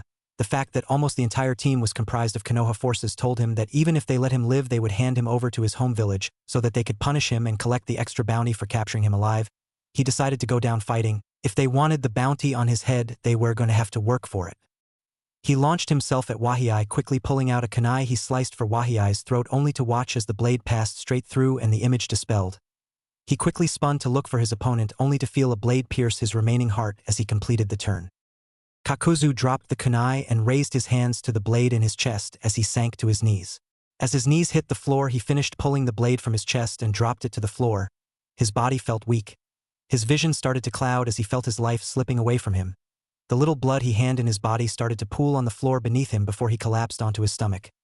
His breathing came in short, shallow gasps, and his vision finally darkened as he slipped first into unconsciousness and then finally died. Deidara and Kurenai's fight was taking longer than expected. The Genjutsu mistress was still having trouble keeping the explosives user in her illusions long enough to deal a decent amount of damage before he broke free of them and moved away again. She would quickly cover the distance to prevent him using his explosives before again trapping him in a Genjutsu. Then as she went to attack, he would break it, and she would only manage a surface cut as he dodged the attack. Finally she made a decision. As he moved away, she went through a series of seals as he put his hand in and grabbed some clay. As the clay was nearly ready, he smirked and looked at her. His final mistake as she finished the seals and trapped him in the most powerful genjutsu in her arsenal. He froze, unable to move, seeing his own death again and again in more than 100 different methods. Then the illusion broke, an immense pain in his throat bringing him out of it. He struggled to breath, bringing his remaining good hand to his throat. He felt the gash that allowing his blood to spill out onto the floor and causing him to inhale his own blood instead of air. Finally, he fell forward, a combination of lack of oxygen and blood loss causing his mind and body to fail. He hit the floor a lifeless corpse. A moment later, Kurenai slumped to the floor exhausted. The last illusion had taken most of her remaining chakra reserves, but it had also given her the time she needed to take out the blonde bomb maker. Naruto swung for Pain.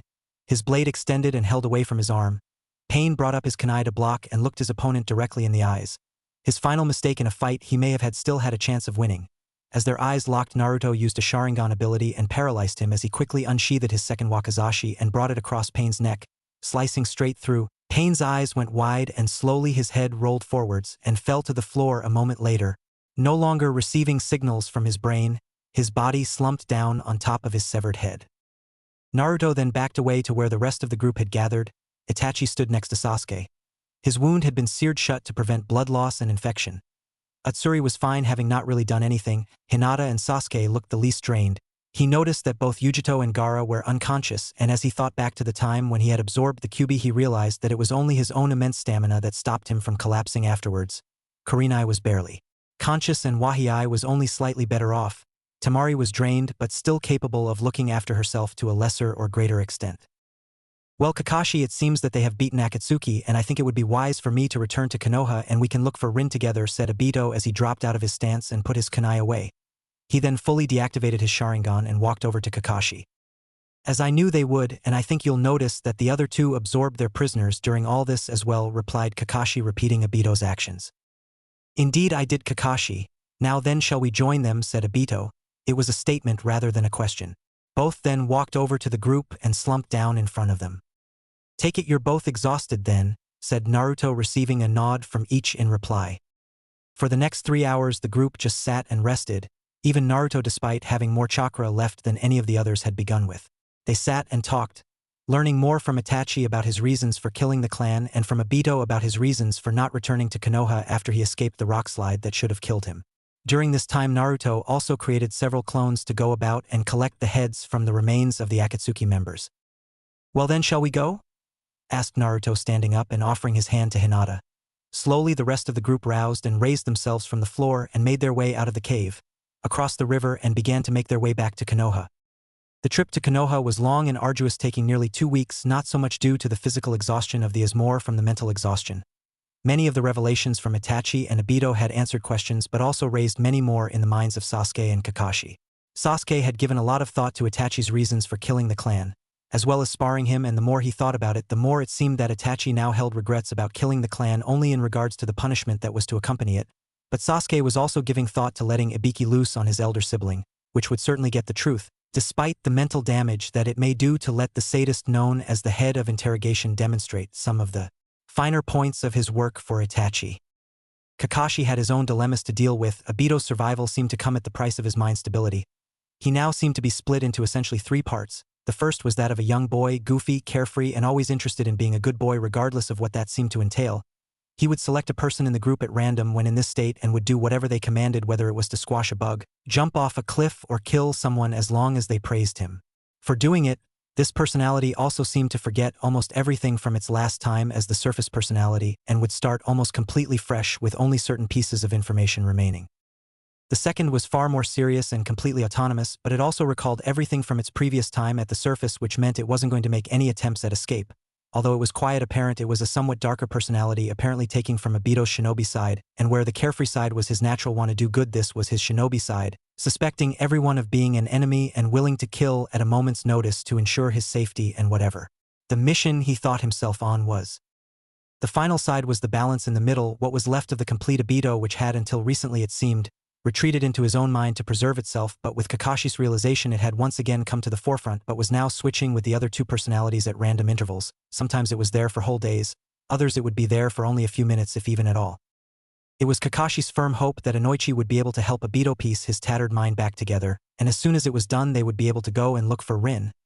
He also hoped that Minato would be able to assist them in finding her personally rather than it just being himself and Obito. Yujito and Gaara were also struggling to hold themselves together. They were trying to adapt to the knowledge that kept jumping to the forefronts of their minds that they had gained when absorbing their prisoners. Naruto's illogical thinking pattern had been his savior, as thoughts had always just appeared in his head, so he'd learned to just file them away for when he needed them, but it wasn't so easy for the quick, but straight-line thinking Yujito and Gaara, who was used to having a second mind screaming at him but also helping him deal with his thoughts effectively. In fact, after Minato had applied a certain seal over his previous one, Shikaku had been more of a help than a hindrance. much like Kyuubi had been to Naruto in the short time before Naruto absorbed him to save Hinata. At around 10 o'clock in the morning 17 days after their initial departure from Konoha, the group of now 12 shinobi arrived at the gates of Konoha. The guard summoned an ANBU escort and the group made their way through the streets. Glares came from all sides, not directed at the three now former Jinchuriki but at Itachi, as well as many curious looks directed at the masked form of Obito, as they did not know who the group had brought with them, or why they had.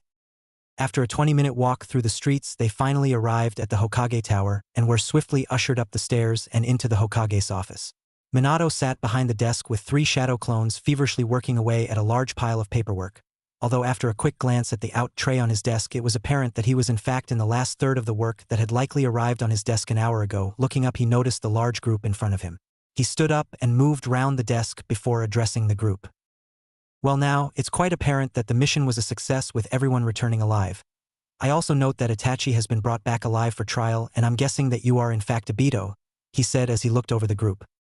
Obito looked at Kakashi and a silent exchange passed between the two, telling Kakashi that it was the true persona of Obito currently present, so he stepped forward to inform their sensei of the decision that the two had come to on the trip back. Minato-sensei, after several days of observing Obito on our return trip, I've established that his survival came at a mental price and his mind is currently— He paused to find the best way to describe it, somewhat fragmented. As such, I discussed it with him on the trip whenever I could. He has split into three separate personalities and would like the help of Inoichi Yamanaka to try and piece his mind back together into a single personality, or at least give him more control as to when the other two surface. He would also like Tsunade to try and fix the damage to his face that the slide caused, he explained. Minato contemplated the words of his student very carefully before he gave an answer, very carefully. Very well, I shall make the arrangements, but be warned, Obito, despite my wish to return you to the folds of Konoha without delay after physical treatment, which I will happily make the arrangements for, until it can be determined whether you will be a risk to any team you are placed in, you will not be permitted to rejoin the shinobi ranks. Furthermore, until it can be ascertained that you are not a threat at all, you will be continually guarded, but understand that this is also for your own protection, as many may consider you a traitor and attempt to at least to provoke you into attacking them, if not outright attack you, said the Hokage, a stern tone in his voice. Thank you, Lord Hokage, for your help. I understand.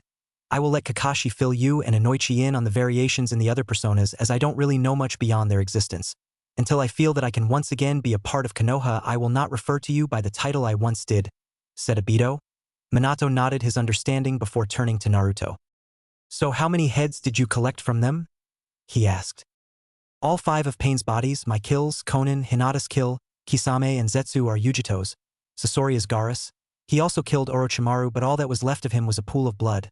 Haiden goes to Temari, Kakuzu to Wahiai, and finally Deidara is Kurenai, said Naruto, handing him the scroll.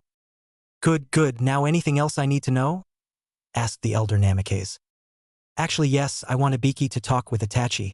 He's given several motives on his trip back to Konoha for the massacre of the clan, and I wish to know if they are true before he goes to trial, said Sasuke. Minato merely nodded to this. Naruto spoke next. Last thing is that Gaara and Yujito are no longer Jinchuriki, although it seems for now at least Gaara is still an insomniac, he explained. Very well then, I will make the arrangements to notify Suna and Kumo as soon as possible. Now then, the arrangements have been made and you all have a week off to recuperate. After all, you've just managed a feat that no other village could do, as well as aiding Konoha's relations by removing a number of other countries' top missing ninjas. ANBU, said Minato a moment later. 4 ANBU appeared in the room. 2 of you take Obito to Tsunade and have her begin work on restructuring his face, then one of you inform Inoichi Yamanaka that I wish to speak to him. The other 2 take Itachi to Ibiki and inform him that he is to ascertain his true motives for the massacre by any means necessary, as long as he leaves him alive and able to speak. The ANBU nodded and then escorted the 2 shinobi away to their separate destinations. As for you all, enjoy your rest. Dismissed, he said, and Kakashi, Wahiai, Kurenai, Taihei and Yujito trudged out of the office, leaving Naruto, Hinata, Gaara, Utsuri, Sasuke, and Temari. Dad, me, Gaara, and Sasuke have been doing some thinking and some talking on the way back, and we've established 2 things. Firstly, something needs to be done about Odo, and we may need to offer sanctuary to a large number of its ninja force, as well as permit some— he paused to make sure he phrased it correctly— less than pleasant experiments to allow many of those that have been altered to be returned to normal. Minato mulled over his words for a while. I'm not sure what I'll be able to do in regards to that, but I'll see what I can do. What's the other thing? He asked. We've decided we'd like to take on genin teams, replied Naruto. Okay, and what about you 3 ladies? Do you want teams too? asked Minato. No, we don't think we have enough experience to be able to take teams yet. Naruto and Gaara both have the knowledge and experience of Bijou, giving them more experience than most of the village combined, but even without that, their experiences growing up, which are shared to a greater or lesser extent with Sasuke, allow them to be able to do so, as well as their experience in battle far outweighs anything the rest of us have experienced, explained Hinata. Very well then, the next group will graduate from the academy in 3 months, so I will make the arrangements for each of you to get a team. Gaara, I would advise you speak with Kakashi and Guy to get an idea of the type of test you need to perform to allow them to pass. If they pass your test, it's then up to you to choose how you wish to train them, said Minato. Thanks, Dad. How about dinner tomorrow night? Asked Naruto. Sure. I'll see you then, replied Minato, and with that Naruto and Hinata vanished in a flash of yellow. Gaara and Atsuri vanished in a swirl of sand, and Sasuke and Temari just walked out the door, closing it behind them. Naruto and Hinata appeared outside Ikaraku's and walked in, taking seats on the far right of the stall with Hinata next to the wall and Naruto on her left. Hey old man, anything new? Asked Naruto with a broad smile. Hinata loved seeing that smile of his. It was both genuine and full of life. Whenever she looked at it, it made her feel happy, like nothing could be wrong with the world.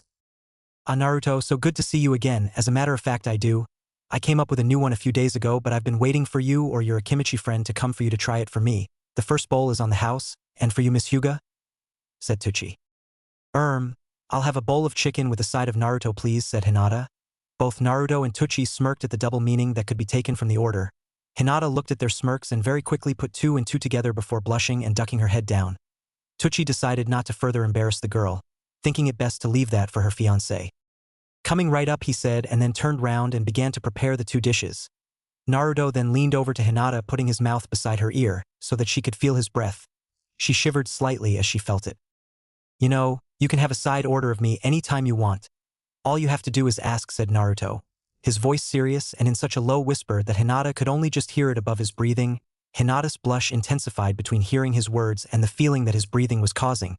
It was shortly followed by a nosebleed as her mind betrayed her with images of some of the things she could do with him. By the time she had managed to rein her wayward mind back and the ramen had arrived, Naruto had been his usual self, and after he'd eaten the first bowl and told Tucci what he thought of it, he'd learned a lot from Choji about the best way to taste new ramen over the 2-year span, and now Tucci only allowed the 2 biggest customers he had to try new recipes. Naruto was currently plowing his way through his 5 bowl as Hinata grabbed a tissue and wiped her nose, then picked up a set of chopsticks, snapped them apart and began eating. It was at this point that Shino and Kiba walked in. Hey Tucci, a bowl of pork and beef and a bowl of vegetable please, called out Kiba as he sat down on the center stool, and Shino sat down on his right next to Naruto. Hello Naruto, Hinata, said the stoic boy, his tone carried a little happiness in it, but it was only barely noticeable. Over the last 2 years Naruto had spent quite a while around the members of Hinata's old team, and slowly but surely Shino had learned how to open up enough that the group could tell how he was feeling by slight differences in his voice. Hey Naruto, Hinata, how'd the mish go? Asked the ever-boisterous Kiba. It was widely considered that second to Naruto, Kiba was the most hyperactive and act first, ask questions later ninja in Konoha, which was generally why he and Shino, both Chunin, usually ended up as a team. The analytical mind of the Aburame, the perfect balance to the almost beast-like mind of the Inuzuka, both highly reliant on their instincts, had trained their instincts to rely on each other, Kiba's telling him when he should listen to Shino and Shino's in turn telling him when to just let Kiba react to the circumstances at hand. Naruto slowly nodded his head, having paused his attack on the ramen to talk to the 2. The Akatsuki are no more, all except Itachi and Tobi are dead. Tobi, now confirmed as Obito Uchiha, is getting medical attention for both facial reconstruction and mental rehabilitation, and Itachi is having a few visits with the sadist we know as the head of interrogation before his trial to establish his true motives regarding the massacre and his involvement with Akatsuki, replied the blonde shinobi. Cool, so what's the story with you now? You got another mish lined up or what? Asked Kiba before breaking the set of chopsticks and beginning to eat, Shino having already began and was listening intently to the conversation. We have a week of downtime, and then in 3 months myself, Gaara and Sasuke will take on Genin teams, replied the blonde between eating his ramen. You're taking on teams? That will be a good team if you pass them, Naruto, said Shino, the admiration in his voice apparent for those that knew what to listen for. I hope so. I also hope I get a decent team, replied Naruto. So what test are you going to give them? Asked Kiba. I'm not sure yet, but I know I'm not going to use the bell test Kakashi-sensei did. It was a good test, just a little too complicated for most genin to easily grasp the concept of, replied Naruto.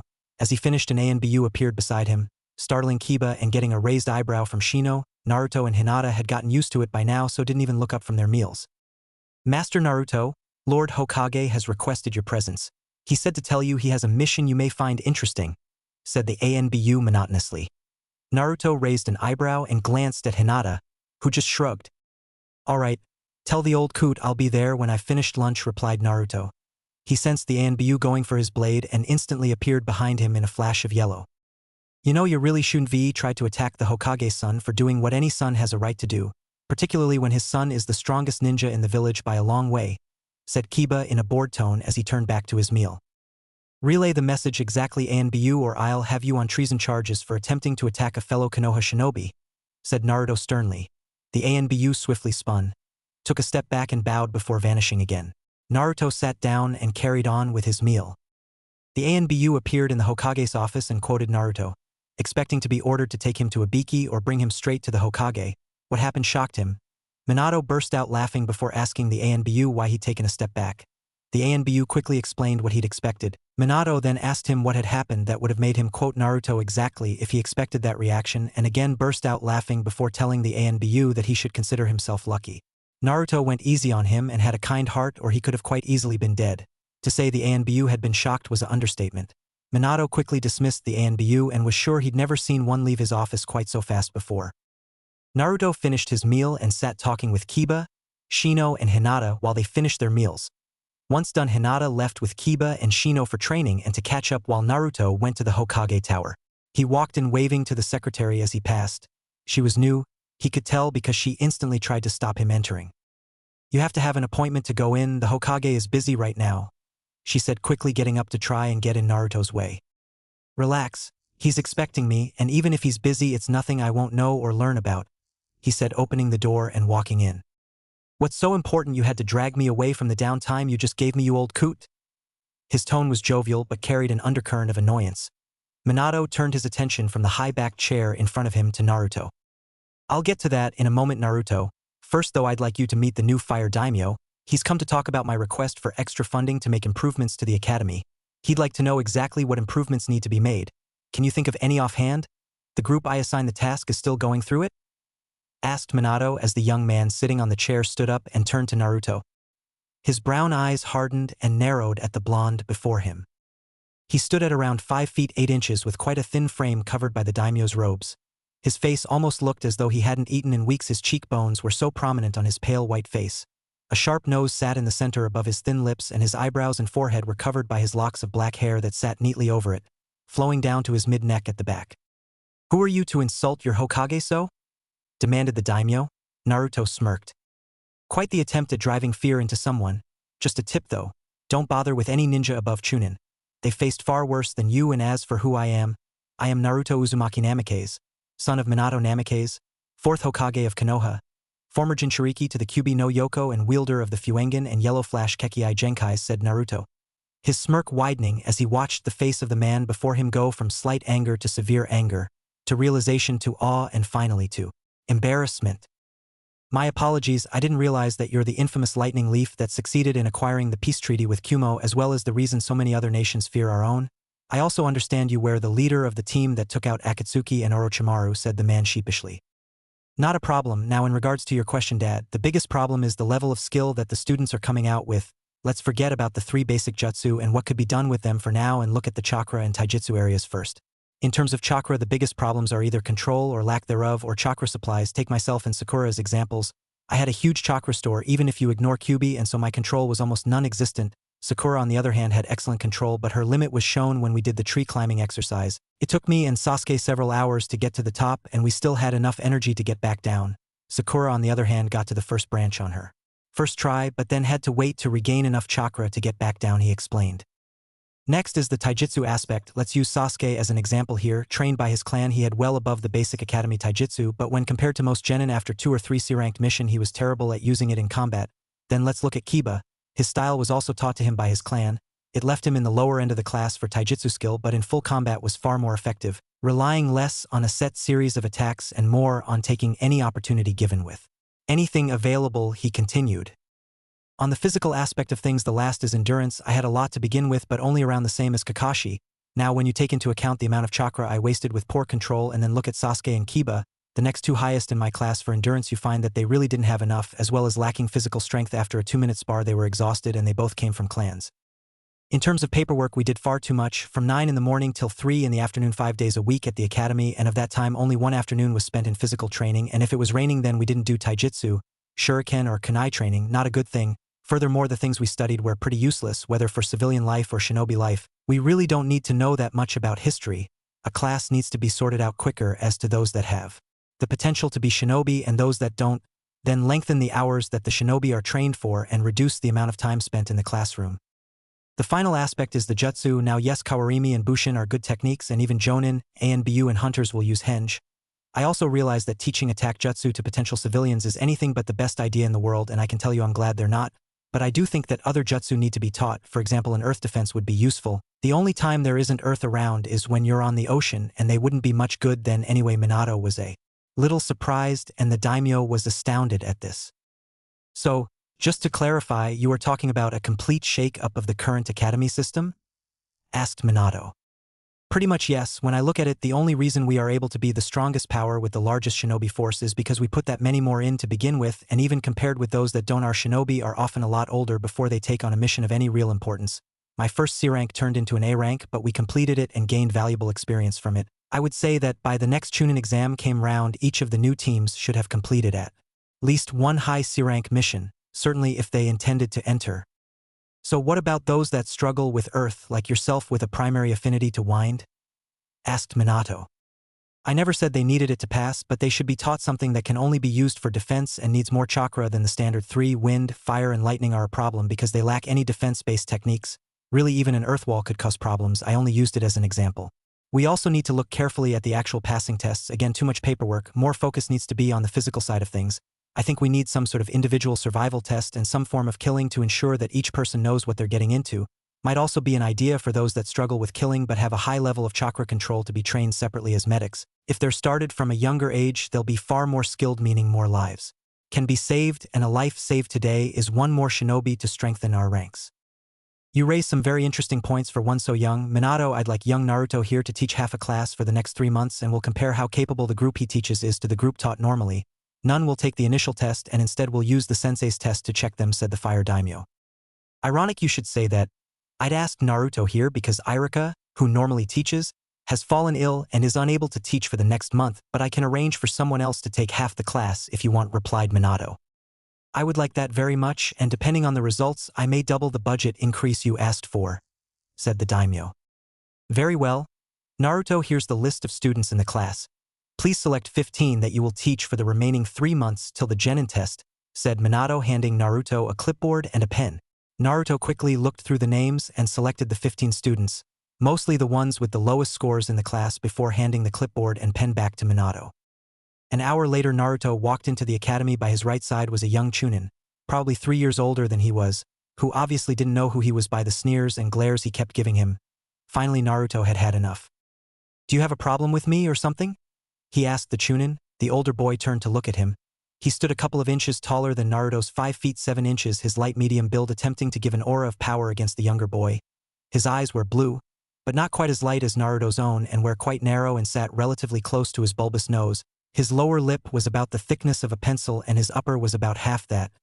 His shoulder-length light blue hair, held out of his face by his forehead protector, instead framed it nicely, reminded Naruto of Mizuki, and his personality was rapidly appearing to be about the same. As he started talking, his voice sounded rather feminine. I just can't see why that excuse we have for a Hokage would decided to have a runt like you teaching half the class, he sneered. Before he knew what had happened, he found himself slammed against the wall under the harsh glare of Naruto. Be careful what you say about the Hokage, or you may just find yourself dead. Or I could always give you to Ibiki first. I don't take kindly to people insulting my father, and just so you know, it wasn't the Hokage's decision for me to teach half the class. It was by order of the daimyo that I'm doing this, said Naruto, dropping the now scared Chunin unceremoniously into a crumpled heap on the floor. The Chunin slowly picked himself up, using the wall for support. Why, you're his son?